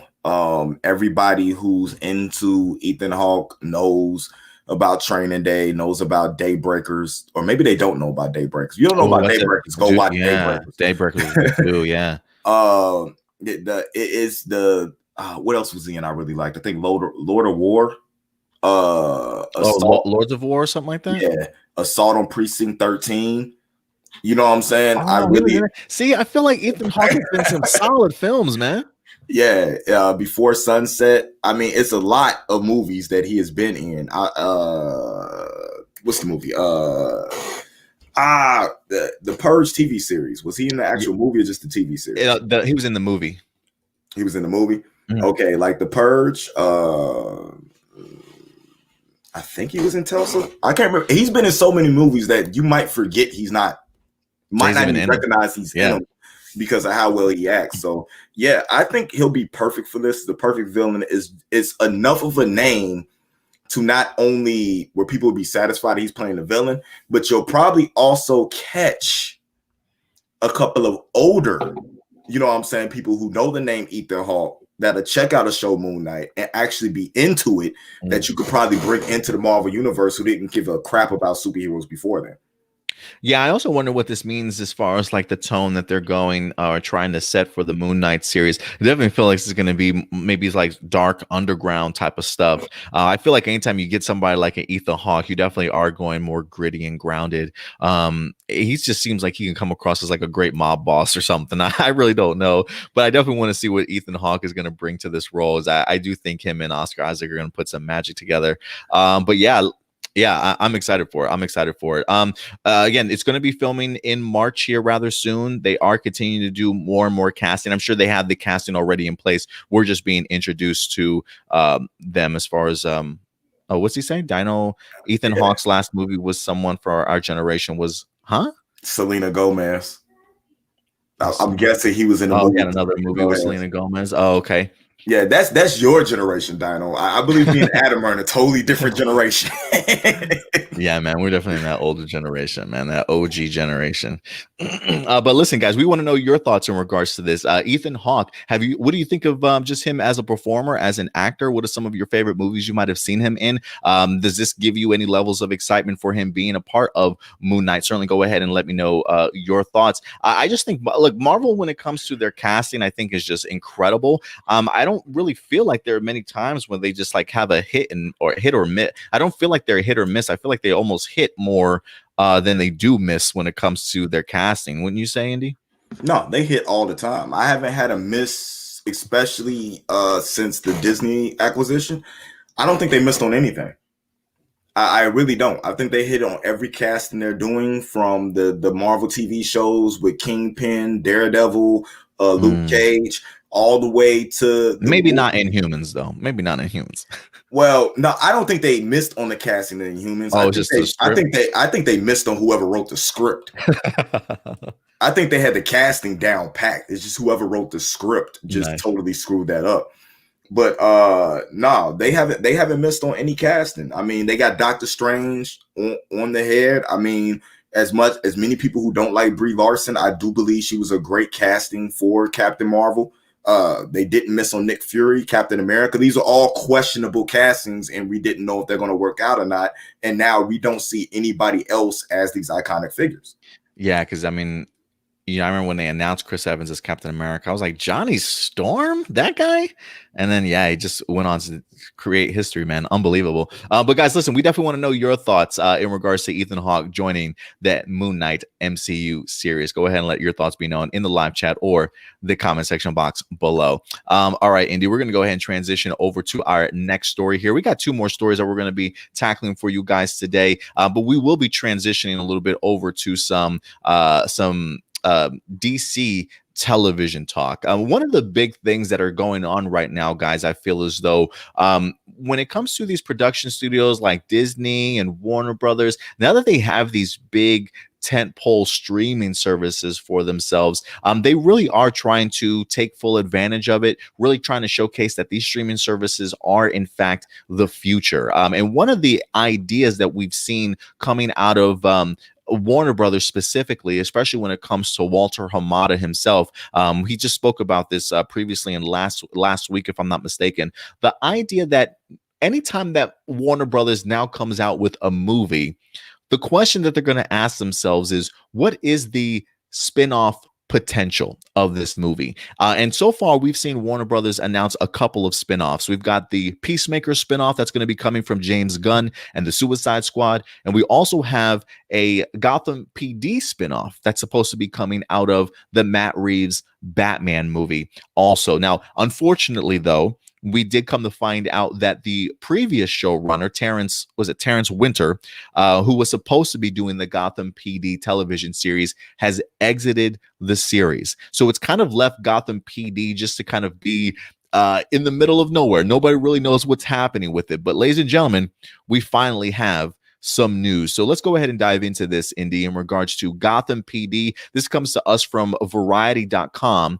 letting us know that the Gotham PD series at HBO Max has enlisted Joe Barton as the new showrunner. It says the upcoming Gotham PD series at HBO Max has found its showrunner. Barton takes over as executive producer and showrunner on the titled series from Terrence Winter, who exited back in November. It says Barton previously created and wrote the BBC Two Netflix drama series, Giri and Haji. He has also previously wrote the feature film The Ritual. Most recently, he co-wrote the upcoming feature film Invasion, starring Riz Ahmed and Octavia Spencer, which will be distributed by Amazon Studios.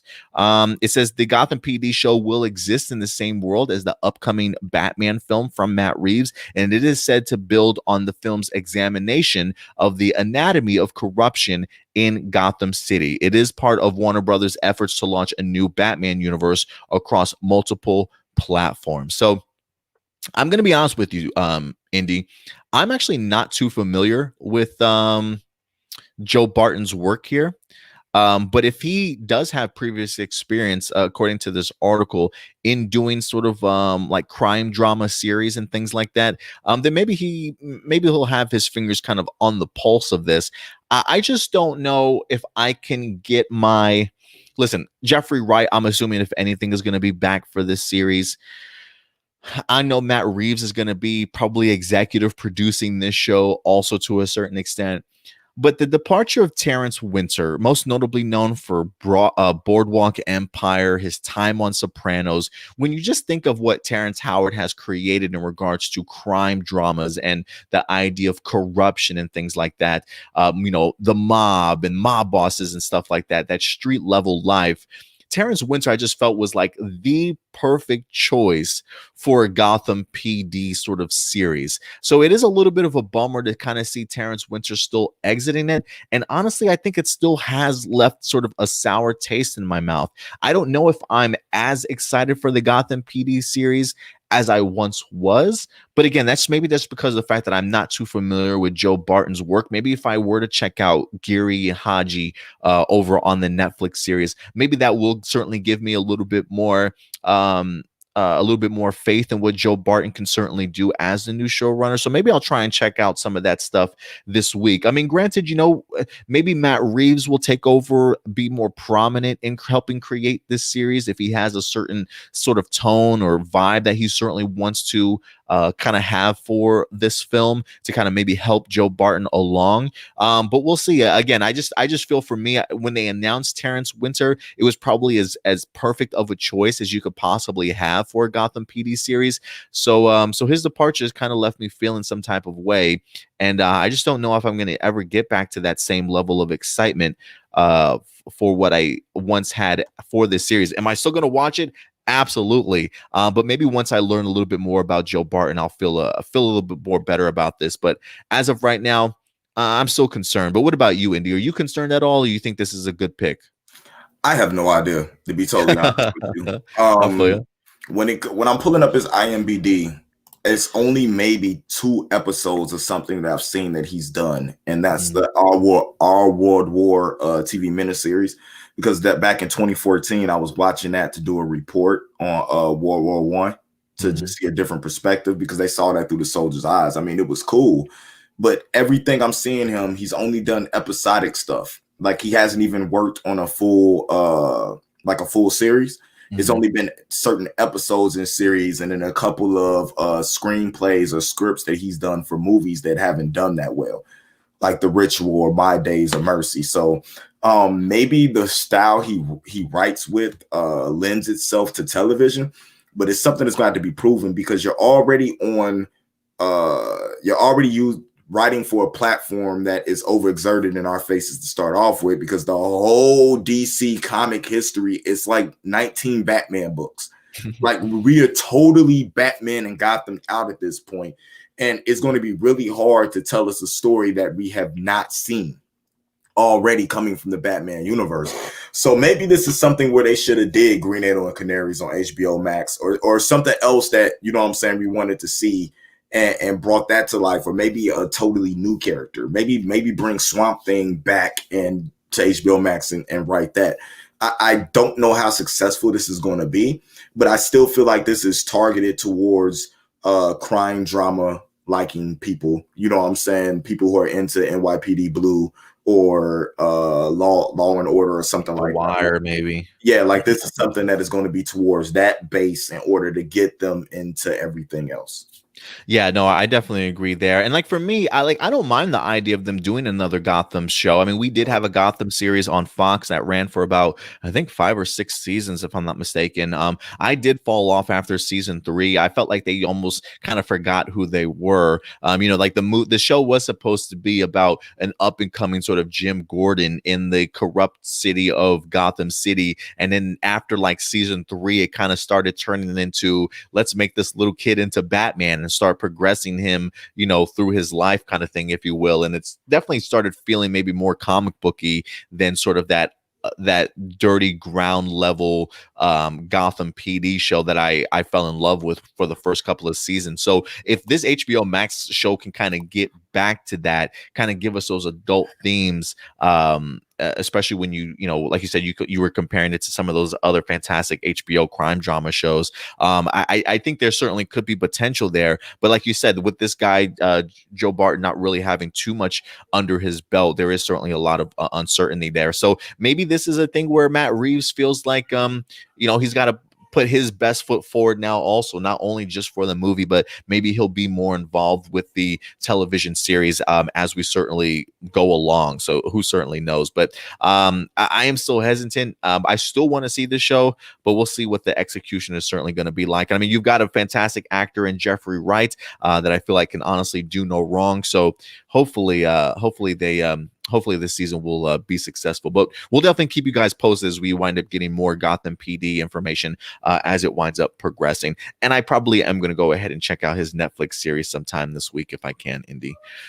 So we'll go ahead and keep you guys posted. But at the end of the day, we want to know your thoughts. What's your level of excitement for the Gotham PD spinoff? Do you miss the idea of Terrence Winter being involved? Do you feel confident about Joe Barton? Go ahead and certainly go let me know your thoughts in the live chat or the comment section box below, ladies and gentlemen. All right, Indy, I think other than that, we've got one more topic that we're going to be breaking down before we get into any live viewer questions for you guys today.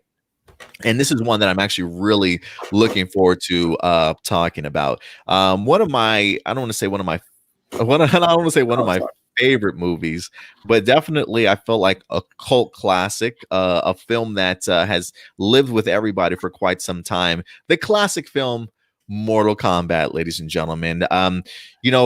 We've been reporting on Mortal Kombat for a while now. I remember us mentioning when they revealed the writer and the director for this movie. One of the things that I talked about was that they're first-time writers and I think first-time directors. I don't think they have a lot of experience under their belt. So it is certainly a film that was going to be going into development that I certainly felt a little bit uncertain about. I'm not quite sure what we were certainly going to be getting. And we haven't heard too much about Mortal Kombat since filming began, except for when it wind up wrapping. So I'm assuming production went pretty smoothly for that. And we've come to find out just recently as well from the Disney Plus teaser trailer that Mortal Kombat will be available on HBO Max and in theaters this upcoming April. So it's going to be right around the corner before we certainly know it. But this week, guys, we finally got our very first look at Mortal Kombat. And, you know, I got to say, just from the photos that we've seen so far, pretty impressive, man. Pretty impressive, Indy. I'm kind of liking what we've seen so far when it comes to Mortal Kombat. Um, I I want to go and break down this article while we kind of put up some images. If you guys haven't had the opportunity to check out, Entertainment Weekly did go ahead and put out a Mortal Kombat first look, giving us an inside look in regards to some of the characters and some of the storylines that we could be potentially getting here. So let me go ahead and bring this up and just follow along with us if you guys want to as we break down this article. We'll highlight some of the photos that they're given to us as well. But first look for Mortal Kombat inside the R-rated robot reboots, fatalities, and more. It says when you think of Mortal Kombat, you think of blood, buckets of it. That kind of gruesome splatter that comes with whatever that is, an opponent in a savage fight to the death. But blood, as director Simon McQuaid thought of it for the upcoming video game inspired movie reboot, has many meanings. It says blood represents family, is what he tells Entertainment Weekly. Blood represents a connection. Blood represents who we are. Without getting too overcomplicated, what we did is use blood executionally. And it starts flowing right from the get-go. It says in this new take on Mortal Kombat, revealed in Entertainment Weekly's exclusive first look, is a blood universe. He says, then McQuaid says the kunai blade lies in the center of this blood universe. It's the signature weapon of a fan favorite game character, Hanzo Hasashi, aka Scorpion, played by the Wolverine and the Twilight Samurai star Hiroyuki Sanada. We did a bit of research, and the kunai is actually an ancient Japanese gardening tool. The director explained. So one of the earliest shots of the movie is the kunai blade being used as a gardening tool by Hanzo's wife, and they go ahead and actually highlight this article or that photo for us. It says that there's a 10-minute opening sequence that kicks off in feudal Japan. It begins with a crucial piece of lore from the original games, which is in fact the blood feud between the two clans of Hanzo and Baihan. So again, a 10-minute opening sequence kicks off in feudal Japan long before these fighters started wielding supernatural abilities as Scorpion and Sub-Zero, and it ends in a pretty nasty hand-to-hand combat between the two. It's why the first time feature filmmaker cast Sanada and Taslim, the two actors known for their martial arts prowess. Hanzo, the leader of a ninja clan, and he's strong, but also at the beginning, he's a peaceful family man. It's a family drama with excitingly brutal fighting. That's the image of this movie for me. And so these are, in fact, going to be our Scorpion and Sub-Zero right here in this particular photo. I love the fact that we're starting off with this sort of arc. If there is any arc out of Mortal Kombat I was a huge fan of, it definitely is the lore of these two characters. So to be able to see that these first-time filmmakers are going to be diving sort of into their history to kind of kick things off, I love the sound of this, Indy. I truly do. And with their martial arts background, to say the least, of these two actors and performers, this is going to be crazy if you ask me. What do you think about the sound of this so far, just the opening sequence? I think it actually should be good. Like I said, the best Mortal Kombat movie that I ever saw was the Scorpion's Revenge one, the animated one that they just did.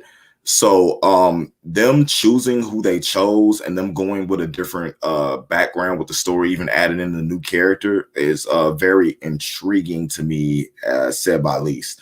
The one thing that I'm going to be keeping my eyes on to make sure that the movie holds up to the look is it's going to be set design and costume design. That is going to be the most important thing to me, period, because that is really what brings the world of Mortal Kombat to life, is the backgrounds, the costume design, and then, you know what I'm saying, the martial arts aspect of it. If you got those three down, you're going to have an incredible movie. You don't need too much dialogue, you know what I'm saying, because when it comes to Mortal Kombat, they talk with their fists. That's the way that they solve problems. It's just why Street Fighter movies were so bad, because there was not enough action in it. If you keep the movie moving at a fast pace while exploring the world around you, you should end up with a very, very good Mortal Kombat movie. As long as you have Mekhi Brooks shave that dang on caterpillar off the top of his head. You and your Mekhi Brooks stuff, man. It does say that the story of Baihan and Hanzo needed to be told within the fight. There are some great camera moves to give you a bit of dynamism that makes it really enjoyable. We needed it to be really elemental and really brutal. It's not a shiny movie. I wanted the dirt and the grime to certainly come through. And listen, I definitely know the resumes of both these gentlemen that are going to be playing Sub-Zero and Scorpion. I mean, you want to talk about incredible fighters. These are the people that you want representing these two characters. I most notably known the actor that plays Sub-Zero. I believe I remember seeing him in The Raid, along with a bunch of other films, actually, martial arts movies as well. So they're really coming for your throat here when it comes to this upcoming Mortal Kombat movie. They also say that brutality carries over to the present, where we meet Cole Young. And I believe this is, in fact, going to be Cole right here. It says a wholly new character to the Mortal Kombat world, played by actor and martial artist Louis Tan from the movie Wu Assassins and the show Into the Badlands. Someone who prides himself on performing his own stunts despite the aches and pains that come along with the training. So this is Cole Young, a brand new character played by Louis Tan. It says when we first meet Cole, he's in a really bad spot. He's down on his luck. He's kind of a washed up MMA fighter. He used to be a champion who used to believe in himself and who used to have a lot of hope in his career, and it's all gone down the drain. It's a very interesting place for a hero to start, and I think that along the journey of Mortal Kombat and Cole discovering where he comes from, you're introduced to all these other iconic characters and elements that everybody loves so dearly. And it honestly wouldn't surprise me if some of those characters that he winds up meeting go on to be good old Sonya here. It looks like we've got maybe even Kano that she's kind of fighting or beating that ass. I would assume that maybe that's Kano. I'm not quite sure. It looks like this is another shot of him also. And then we also get the opportunity here and see Liu Kang, played by Ludi Lin. I think is absolutely brilliant to kind of see him in here in another image of him also. So, guys, I really would recommend checking out this. Oh, you know what? I'm missing the Mekhi Brooks one, Indy, just for you, man. Nah, that's cool. I'm not rocking with that mustache, yo. His arms look great though. Yeah, but I don't know. Jax isn't jacked enough for me. You know what I'm saying? It's one shot. Man. I feel like we haven't seen all of him yet. It's just literally his upper torso, his mechanical arm. So who knows how big Mekhi Brooks has got, man? Maybe he's huge. His mechanical arms look like they took it off of Megatron from a Transformer movie. I don't know how I'm gonna feel about that. It just, I don't know. It's okay. But yeah, so we did get the opportunity to see Kung Lao in here also next to Liu Kang. I'm excited for this. If you guys get the opportunity to check out this Mortal Kombat first look article, please go ahead and do so. It definitely does go ahead and break down even further some of these characters and some of the storyline elements. But I got to say, man, from first appearances and from what I've seen so far, I'm impressed. I mean, look, the photos look great, but at the end of the day, can the storyline certainly hold up? I mean, look, I'm not asking for an award-winning performance here. I don't expect this movie to get any Oscars, but if you can have a really solid storyline with some amazing sort of fatalities and things like that, please go ahead and certainly I hope it's successful. I truly do hope it's successful. I'm trying to see if they did talk a little bit more. It says while they're still editing the film, he already knows that it's definitely not going to be PG-13 rating. He says, out of context, this quote might seem incendiary. It's not. The rules around ratings aren't what a lot of people think they are. He says it's the amount of blood, it's the amount of red, it's interpretation of how you go about it. We had a lot of discussions about getting the balance right, so there was gore and there was blood and there were fatalities. He paused to repeat what he just says. There is gore, blood, and fatalities. So we definitely are going to be seeing some crazy stuff. He says, at the same time, they didn't want to push it into getting into NC-17 territory. It is amazing how quickly you can get there. It honestly doesn't take much, at least not for a Mortal Kombat movie. So it seems as though they almost had to maybe pull in some of their reins without getting to NC-17 on us, if you will. Yeah. So I like that idea. Although I'd have been all good for NC-17 too. Oh yeah, you would have taken one of those. I'd have taken one. Well, I guess when it comes to Mortal Kombat, right? Like I could definitely understand that for sure. Yeah, definitely. Gabriel said they made Scorpion and Sub-Zero my go-to and my favorite MK characters, secondary characters. I don't know if they could say that they're secondary characters. I mean, just from what the guy told us, I mean, you're literally leading off this movie with this storyline between these two characters and their clans, if you will. So I feel like I don't necessarily know if there'll be secondary characters, but the idea of at least starting off with them in a 10-minute sequence, I feel like that means that they're going to give them some pretty good storyline time, huh? Do you think? I don't think they ever been secondary characters. I think the mythos of everything that's going on goes, you know what I'm saying, through those two. But again, Mortal Kombat is a story of the world. You know what I'm saying, of this tournament where you're trying to keep, you know what I'm saying, Outworld from taking over, you know what I'm saying, Earth realm after it's conquered all these other realms. So it's going to be interesting how they tell that story with a new character, you know what I'm saying, bring them in, and how far along are they around? Have Sonya, has Liu Kang been a champion already? It's going to be interesting in direction of the story that they tell us with the new pieces that they're putting on the table. Yeah, I definitely agree, man. I definitely agree with you there. So guys, listen, we want to know your levels of excitement. You hear some of this stuff coming out of Entertainment Weekly about Mortal Kombat. Has that increased your level of anticipation for this movie that's set to go ahead and release on HBO Max and theaters in April? Go ahead and certainly let us know what you think about some of the photos that have been revealed as well. This is probably one of my favorite ones here, seeing Sub-Zero. Looks like he's about to form this ice dagger or whatever the case may be. So give it to me, man. Give it to me, guys. But yeah, at the end of the day, we definitely want to go ahead and know your thoughts in the live chat or the comment section box below. And I think other than that, Indy, that's going to wrap it up for all of our topics here today, guys. So thank you, each and every one of you guys, for certainly joining us for our stacked episode. But we do have some live viewer questions that we're about to go ahead and get into today. So let me go ahead and start pulling this up on our email account. Let's see here. And then we'll probably jump into the live viewer chat with you guys here in just a second. Here we go, Indy. First question from Jessica Friedman. When is Supergirl coming back? And do you like to see a Spider-Gwen animated series one day?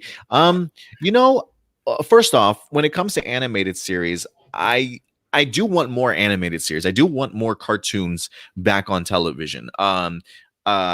Granted, I'm not really a kid anymore, so I don't really follow along with like ABC Family and Freeform or whatever the case may be type of thing. Like I don't know where kid television cartoon shows are even posted at these days. But if I had to, if there was, I would be open to it. Do I absolutely need a Spider-Gwen animated series? No, I absolutely don't need one. But I think it would be cool. I mean, we've got plenty of Spider-Man animated series. I think Spider-Gwen is gained popularity enough, especially after Into the Spider-Verse, to where if she wanted to have a animated series, why not? And this kind of goes back to the idea of like, I remember somebody when we were talking on A Plus More Phenomenal for our Power Rangers channel, somebody mentioned the idea of the idea of a female leader, that they never pushed that idea before because only boys buy toys, or like girls don't buy action figures or things like that. I feel like that mindset has certainly changed over time. Like I would love the idea of being able to see an animated Spider-Gwen on the small screen, honestly, giving the females a little bit of something for them, little girls, for them to kind of enjoy as an actual animated series. I mean, granted, I would probably still watch it too if the storyline is pretty solid, but I can see a place for being a Spider-Gwen animated series. What about you, Indy? Again, not that I need one, but could you see a Spider-Gwen animated series at any point in time? Well, I think what they did was they tested the popularity of Ghost Spider. she has been the lead in a series in the Marvel Rising Okay. series with Squirrel Girl that actually has Daisy Johnson, Quake, Chloe Bennett actually Oh, did reprised her voice? did her voice for that. In the Marvel Rising series, Ghost Spider has also been in the Ultimate Spider-Man series as well, Mhm. especially in the Spider-Verse crossover. I'm trying to remember exactly which part she was in. But I don't think the ratings were high enough in those for them to jump into doing, you know what I'm saying, giving her her own show. I got And you. I think that's what happened. The whole thing about girls don't buy action figures thing might actually be true when it comes to trying to keep something like this around. But her character development and her trying to juggle being with her band and being, you know what I'm saying, a hero on the side, you know, this whole Ghost Spider thing going on with Squirrel Girl and Quake and becoming a member of that team and Quake leading her own team in that Marvel Rising was actually a very, very good written storyline Oh, in nice. the Okay. episodes that they had. So I could see Ghost Spider being an interesting character, especially in an animated series. But I think it's going to take her having a theatrical debut for them animated television series be able to actually To pick gain some up traction and stuff. and gain traction. Makes sense. Makes sense for sure. As far as Supergirl coming back, it's definitely coming back the second half. I'm not expecting a Supergirl series to debut at least until like March or something like that. I don't believe they've given us an actual release date yet for Supergirl. Have they, Indy? I don't recall there being an actual release date for her though. No. The only release we haven't got a release date for a couple of shows, but I haven't seen a release date for Supergirl. Yeah, I have not seen one either. Let's see here. All right. Real Soul, aka AJ, has a couple of questions. He says, "What do you guys think of Cobra Kai so far as a series? While season 4 is about to begin production, some actors revealed on their social media to be flying back to set. And what past characters do you want to see make an appearance in here?" So for season 4, I wouldn't be surprised if maybe Terry comes back from Cobra Kai from Karate Kid 3. Heck, whoever the student was that Terry was teaching, for some reason I always think of Jensen Ackles. I don't even think that was Jensen Ackles though. Was it? I can't remember who it was that played like the bully in Karate Kid 3 alongside with the main villain in Terry. But I would love to see them both come back. And one of the things that I have been asking for to see is Hilary Swank. I would love to see Hilary Swank return from her time in the next Karate Kid. Considering the fact that they have had a really deep connection to Miyagi Do, it seems like Miyagi clearly is going to be relevant for Danielson for a while. So if for season 4, if they ever wanted to highlight more Miyagi stuff, I think the bond between Miyagi and Hilary Swank's character, I think would be really cool to kind of tell and to kind of run across Daniel, since they have Miyagi both in common. So those would be the 3 that I personally would like to see return, honestly. Come on, man. No love for Jaden Smith. Hey, well, he didn't have the connection to Mr. Miyagi, but you know what? If Jaden wanted to pop up in there, man, I would be all for it too, Indy, honestly. It'd be an interesting way if you can get Jackie Chan to come in and have some type of role in the Yo, yo, I love that idea, man. I love that. Let's just get this whole entire cinematic universe for Karate Kid back together. I'd be game for that, man. Yeah, we already been introduced to Miyagi Do karate actually having you know what I'm saying, different paths that it can actually go with Daniel not knowing the whole history behind it. True. So maybe there's different paths it branched off into, and there's a different, you know what I'm saying, like multiple versions of Miyagi style of karate where his was defensive, you have an offensive, maybe there's a merge of those two into a different style, you know what I'm saying, based in Miyagi Do. So it'd be pretty interesting if they decide to take that pathway in the series. I can't lie. I did love seeing what Daniel did end up learning from his time going back to Okinawa, but I especially his offensive move in regard. Well, I guess it's not really offensive. It is still more defensive in a sense, but it is an offensive move in regards to like making your opponent numb or hitting those pressure points. I thought it was so cool to kind of watch Daniel learn something else from Miyagi even after all those years, man. I thought it was brilliant. I fucking love this show, man. I truly do. So you confirmed it that the Miyagi verse and the MCU are connected, because the only way Daniel learns that quick is if he has some type of ability to just copy moves. Oh, is he a mutant? Is Daniel a mutant? I don't know what he is. Maybe he's Taskmaster. He's Taskmaster. If the Black Widow movie comes out and he takes off his helmet and it's Ralph Macchio, I'm a die laughing, man. I'm a die.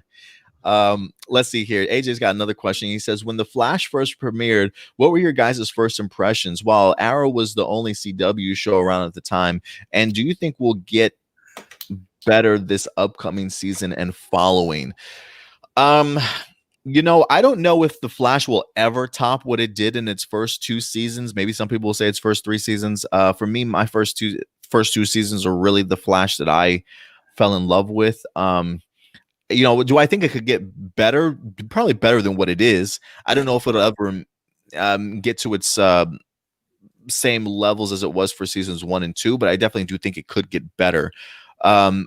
My first impression when I first saw this series, I fell in love with it. I thought but then again, we were very much in our very early stages of the CW and DC television, so we were just eating up whatever they gave us. But I honestly thought that the storyline between them and Harrison Wells and Eobard Thawne and the Reverse Flash, I thought was a perfect sort of introduction for the first season of the Flash. And having already seen him in like 2 episodes of maybe Arrow, I think when they introduced him, I was all for it. Especially one of my favorite scenes to this day is just seeing the Flash go back to Star City to go ahead and talk with Oliver. When Barry's kind of having these doubts about being a superhero and things like that for the first time, and they meet back on the rooftop, and Oliver's kind of giving him some words of advice. I absolutely love that scene, and I thought the first season of The Flash was just something truly, truly special, man. What about you though? How did you feel about the first season of The Flash? The first 2 seasons of The Flash were actually really good. I'm one of them people who don't really have a problem with these last 2 seasons that they have, because I feel like they're getting back to what made The Flash good. I think their problem is they're having, like many other superhero shows, they're having villain issues. They're having the issues with the villains that are strong enough to defeat a team that works as well as Team Flash does together, without handicapping the heroes or the team. They haven't the villains that we want to see are most likely tied up in the MCU. That we will want to see Flash and his team have to overcome, and that's the problem. Multiversal threats, because of how in the DCEU. Yeah. Okay. Yeah, same, not the same difference, but you understand. Yeah. The Flash needs multiversal threats in order to challenge him. You know what I'm saying, the most. I do believe people are going to be surprised at this season that what we'll be getting. So I'm looking forward to it a lot for when the Flash comes back. But again, I say, to fix the Flash universe, kill off Iris, and everything will be forgiven. This Iris hate, man. They did actually just release information that we're supposed to be getting another weather-based villain for the Flash season 7. Chill Blaine or Chill Brand, or I can't remember what the hell his name is. But we are supposed to be getting another freezing villain, if you will. So I agree with you. I think one of the struggles for the Flash is having to tap into some really solid rogues gallery. And I do feel like maybe the first couple of seasons kind of just blasted through the Flash's rogues gallery as like one-offs for certain seasons, for certain episodes type of thing. Whereas I felt like they probably should have made some of their rogues gallery characters a little bit more prominent and maybe a little bit more deadly, and having sort of bigger roles to play in each season instead of just using them kind of as one-off. So I am in agreement with you that they really have to find a new villain for the Flash to really kind of expose him, to really put him in kind of some kind of danger or heighten the storytelling for these seasons for sure. Definitely, 110% agree. He also says the Flash season 6. Do you guys think that Barry should have known that Iris wasn't herself? I think you brought this up before, and didn't have to take a long time for him to figure out. Barry and Iris have known each other since they were kids, and Iris would have never give up on Barry like that. You've mentioned that before, plenty of times. I feel like, right? My issues with the writing and how close they're supposed to be for them not to recognize each other when they're not themselves is totally BS to me. Because they're almost supposed to have like a second sense about each other. Mm. And he does have issues where he thinks something's wrong and he talks to people talk him out of it. But the people that talk him out of it are the people who also should know. You know what I'm saying? That isn't Iris. So that's just, I guess, plot development for what they're trying to do for this past season. But I wasn't buying it at all. I really feel like that could have been done way better. You're probably right, man. You're probably right there, bro. Let's see. And we got one last question. This is also from Jessica Friedman.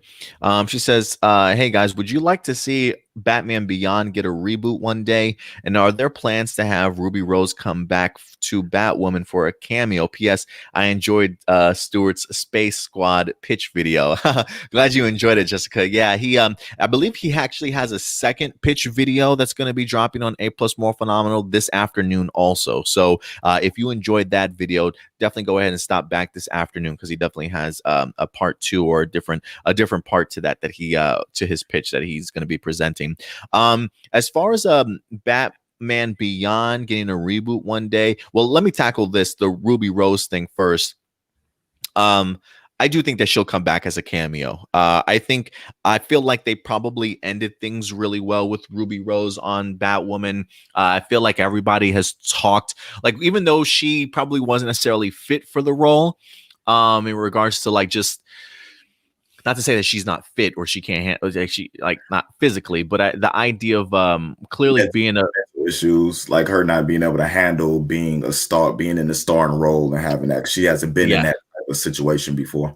Yeah. So, and even though she winds up departing, I felt like her and the rest of the crew still get along pretty well. I never felt like she burned any bridges at all. So, with Kate Kane being a storyline plot of her missing, I feel like at some point in time you have to find her. So I feel like maybe Kate Kane will be back at some point in time, whether it just be a 1-episode cameo. I do think that she can come back if they really need her to, honestly. What about you, Indy? Do you think that she'll pop up, or do you think we've seen the last of Ruby Rose? I think she will. I think it's a thing where Ruby had been through so much that she just needed to get her mind right, and she probably took a role like this too early. But how do you pass on something like this? Like, when you're offered something, you have a chance. You can't pass on the role of being, you know what I'm saying, the first live action Batwoman, you know, on television. And to me, like I said, she didn't do a bad job at all of playing Kate Kane.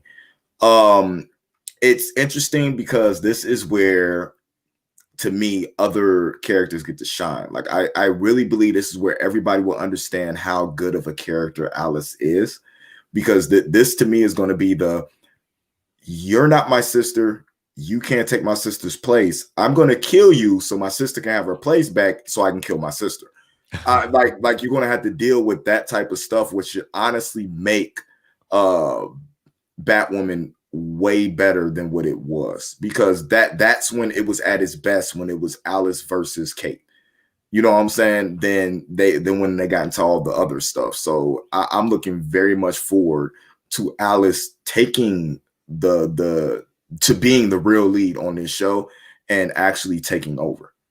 Yeah, I definitely feel, especially after season 1, while I haven't finished all of season 1 of Batwoman, the one thing that really stands out to me is, for me, the MVP of the season was Alice for me. Like, anytime that I've seen her, she was always captivating. Loved her storyline all season long, honestly. So for me, Alice, Rachel Skarsten was definitely the MVP for season 1. She's amazing, and her Instagram is also a great follow. If you're not, really? Yeah, I'm not following her, but maybe I will. Let me also throw this to you first, Indy. Would you like to see a Batman Beyond reboot one day? I don't want to see a reboot. I actually want to see it touched on in film. I feel like that's what they're kind of setting up to possibly give us like a little Easter egg of what we want. I believe it was perfectly done animated. Like I don't feel like it could be better than that in the animation that we have from it. I would like to see it live action. Yeah, I definitely would like to see it live action too. Whether or not that's what we get, that leads out of Flashpoint movie. I mean, we know that Michael Keaton's supposed to be back. I think people are already assuming that because he is going to be the older Batman, that we could be getting ourselves a Batman Beyond.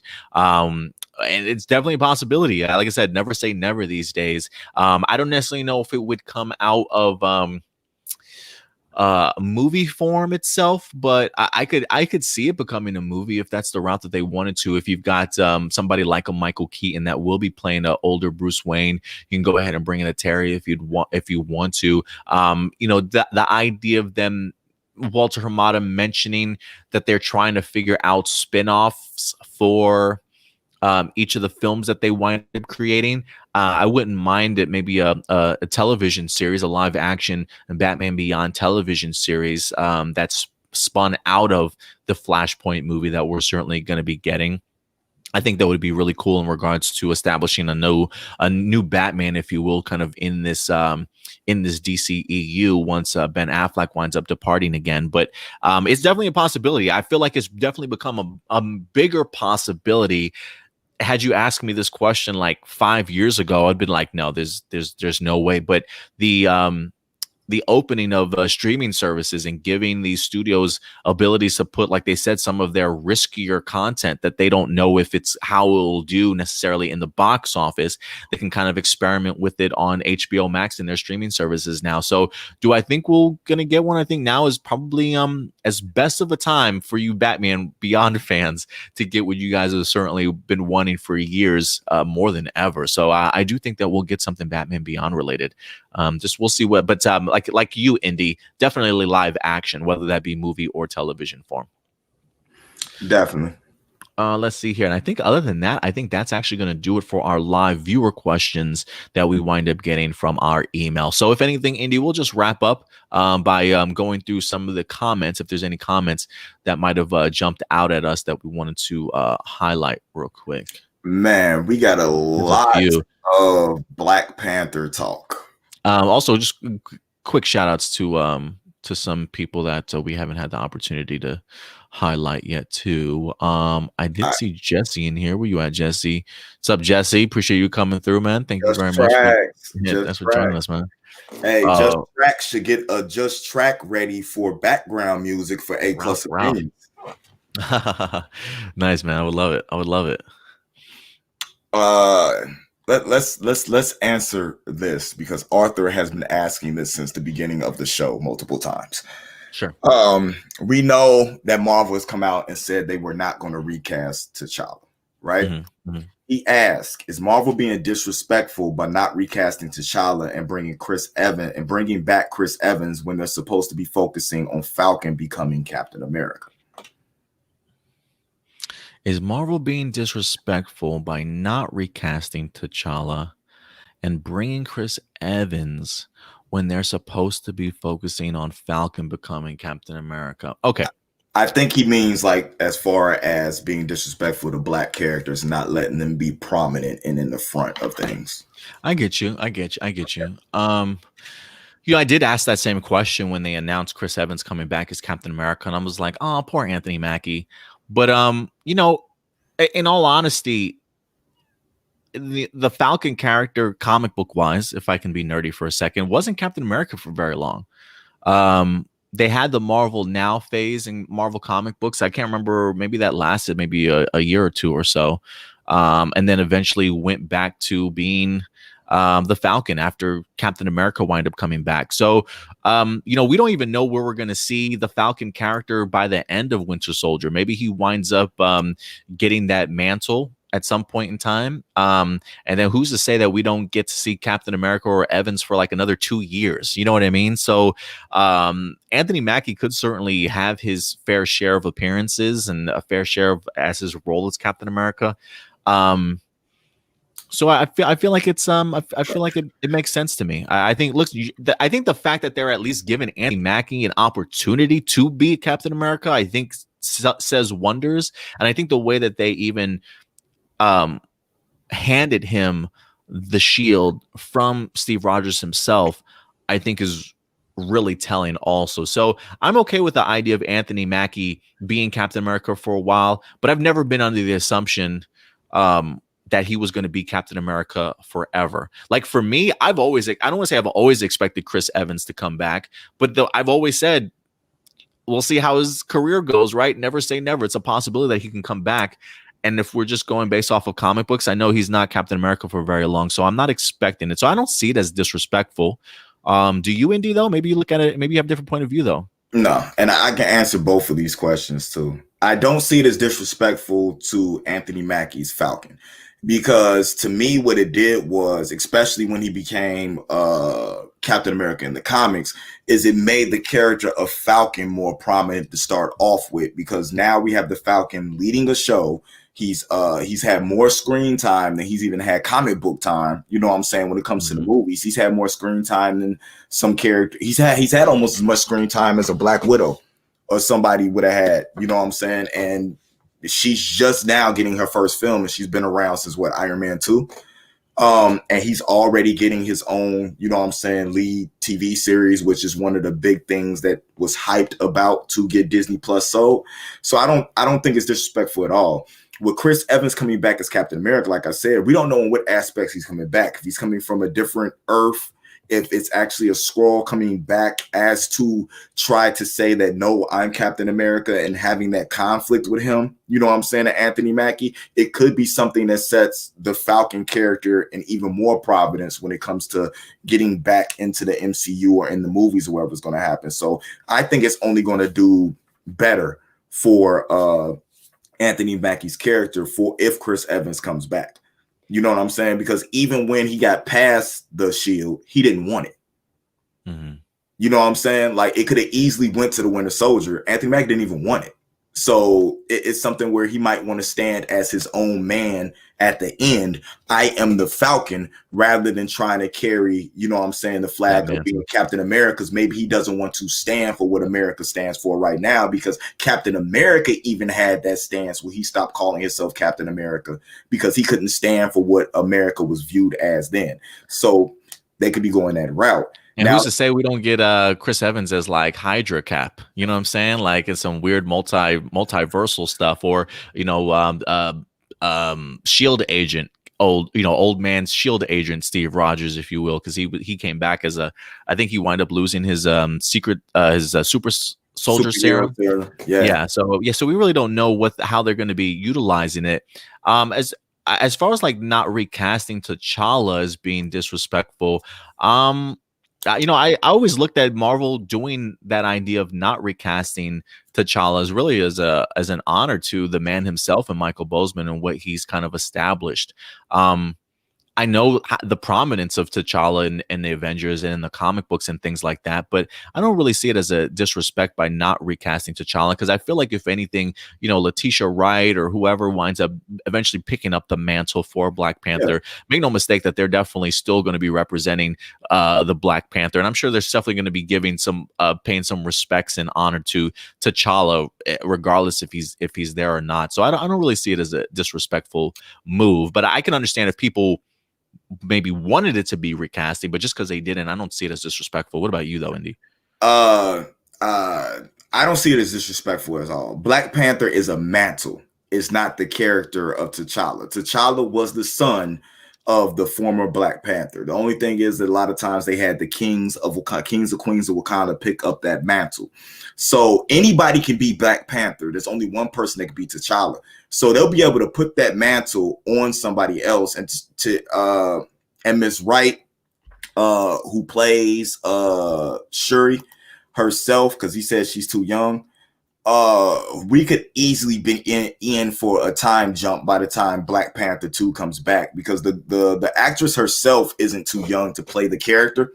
The character itself doesn't have to be too young, because once you drink that wonderful fruit, you know what I'm saying, you're bestowed with the powers of the Black Panther.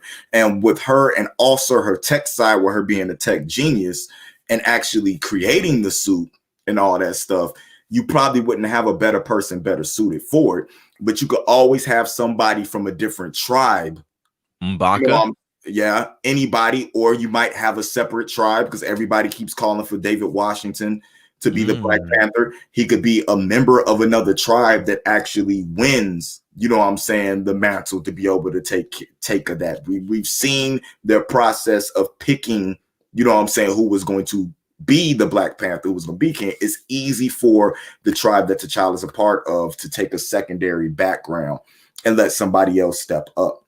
And so yeah, I mean, I mean, the idea of just like, I get the idea of maybe if they didn't do something we wanted them to do, like if we had the personal preference of recasting T'Challa or whatever the case may be, and they didn't do it, I get the idea of maybe having a little bit of a pushback, but the idea notion of it being disrespectful, I just don't see that. I mean, I feel like, I mean, goodness, they even made their Marvel Studios logo all Chadwick Boseman. Like, I feel like Marvel and Kevin Feige have been doing their best to kind of pay homage and honor to this man, you know, for everything that he's done for just the Black community and just for superhero movies, and just as, you know, just as the inspiration that he certainly is. I can see why they didn't recast T'Challa, but I don't think it was because they want to stuff the voices of African Americans on the big screen. You know what I mean? Like, I don't think there's an agenda or anything like that behind it. I think they're just trying to pay honor to it. He said that she's right, a tech nerd, like not in the Warrior in the comics. No, you only saw one side of the character. There's not to say that she didn't go through her training or anything, that she's just excelled at one thing better than the other. And if you look at the history we have in the comics right there, that's all Tony Stark was a tech nerd, and he became the hero, you know what I'm saying, of the MCU. He became the reason why Thanos, you know what I'm saying, was defeated. You can still keep that going and add dynamic and character to what Shuri, you know what I'm saying, is actually going to have, because he also said Batman and Superman were recast. Heath Ledger died and he was recast. I don't think Heath Ledger was recast. He was in a specific set of movies that was that block. He wasn't recast. This is a totally different writer's aspect, totally different Batman. These movies don't relate to each other.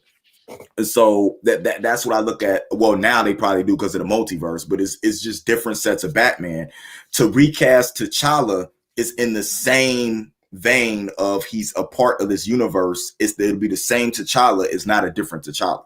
It's the same person. They're not rebooting Black Panther or nothing like that. So it'd be the same character who went through all these experiences with a different face. It's not the same thing as recasting, having Joaquin Phoenix or anybody come in and being a Joker, because that's a totally different Joker than from the one we saw Heath Ledger play. And I think that when it comes to this, like, look, could they have recast T'Challa? Absolutely, if they really wanted to. But I think their move is not so much about T'Challa as it is thinking about the man himself and Chadwick Boseman. I think the move on not recasting has nothing necessarily to do with T'Challa as a character, but I think of maybe just paying homage again to and paying honor to Chadwick Boseman. The idea that nobody can really have that same impact the way that person had, maybe not necessarily character wise, but that person had. So I think that's probably why they're not doing anything with T'Challa. Could they have? Absolutely, but I don't think I honestly don't think there's any wrong choice that you make here, recasting or not. Honestly, I don't think there's any wrong choice there, but maybe that's just me. Let's see here. He's still on the Joker thing, saying Joker was recast. We had different Jokers all over the place, but it wasn't in the same continuity. That every Joker was in a different Batman movie or something different. It's not the same continuity. It doesn't even relate to each other. Where recasting T'Challa is the same continuity of what's going on, continuity, or however you pronounce the word. The same thing is going on in the same storyline. They had to change the whole story. It was a different movie, different writer, different director, and all that. It wasn't the same thing. The whole Dark Knight trilogy has nothing to do with the Joker movie or the Joker that came from the Suicide Squad and all that. They're all different movies, different universes, or whatever it's going to be. So that's the reason why they're able to recast. I mean, they do the same thing with Batman. That's why we keep getting the whole story of his parents dying over and over again, because they keep recasting Batman and doing different stories. But that's a Batman problem. And that's what Marvel is trying to stay away from, is creating a Batman problem. Good old Batman problems. Let's see here. This oh, you know what, Gabriel? I want to go ahead and highlight was Gabriel because I think we highlighted the second part of this because the one that we did highlight said, they made Scorpion and Sub-Zero secondary characters, and I thought he was talking about this particular movie, but the comment just before says, I like that they're keeping the feud between Hanzo and Baihan. That plot detail, which is a major part of the game, was completely omitted from the original movies, which I didn't like. So that's why he then went on to say that they felt more secondary characters to him from the original movie. So I'm glad we were able to clarify that, get that cleared up for you, Gabriel. But I get what you're saying now, and I absolutely agree. The original movie did completely omit that. Some great action sequences, but it definitely felt like that original movie was more or less like, hey guys, these are some of the really popular Mortal Kombat characters you want to see. Look at them fight. And that's really kind of how they really utilize them. Whereas this one, yeah, we're really getting nitty gritty into the lore and the history behind these two. And I'm a sucker for flashback sequences. I'm a sucker for world building. So this is the type of stuff that I truly eat up, just to really understand their feud between these two. You know what I mean? Well, it wasn't until later games when Ed Boon addressed that his favorite character was Scorpion that actually started to come out. That the lore behind Scorpion and Sub-Zero and all that, because the first 3 games were basically about Liu Kang winning the tournament and then going on and having, defended later. So the first movie was actually going after what happened, like in the first 2 games. And so we can't, I can't be mad at him about that. But now that we have the lore fleshed out, I'm glad, just like he said, that they're worried about Hanzo and Baihan and what went on with that, because this is the true essence of what happened. And that's why Scorpion was the one. I can't remember which Mortal Kombat game it was. It was the one, I do believe, for like the last one, Armageddon or whatever, that came out on the Xbox, where Scorpion stepped up and he was the one who had to set everything straight.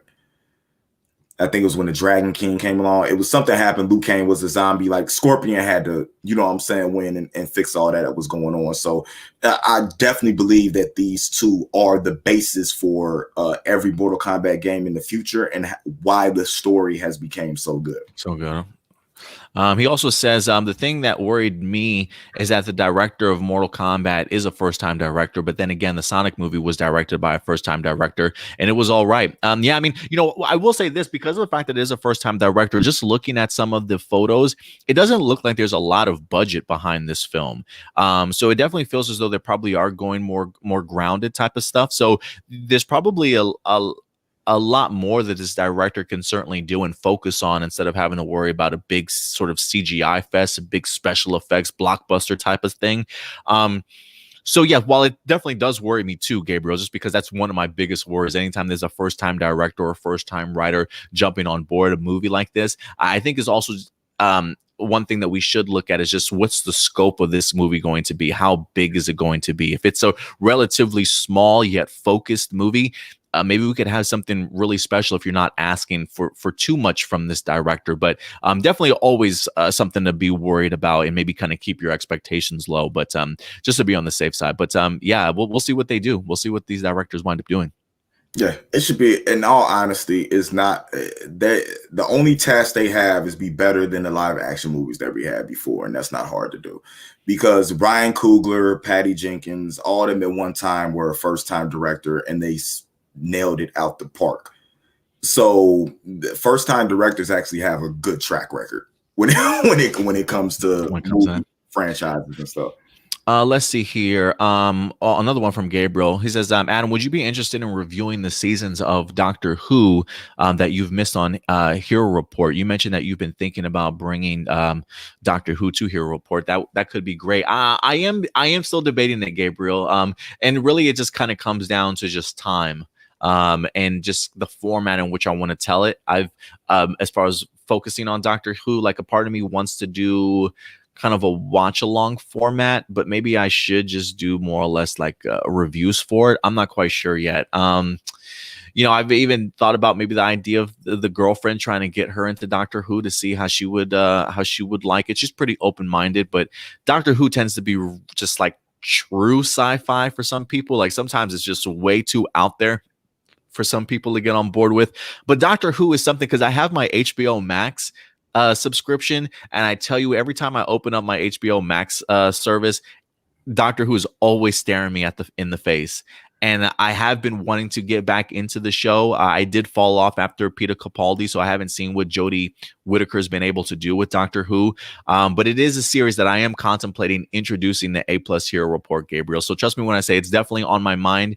I am just debating if I should do it review style or if I should do it as reaction videos or watch alongs. I'm still trying to figure all that out, Gabriel. But at some point in time, Doctor Who will make its way, man. So patience, sir. We'll get there.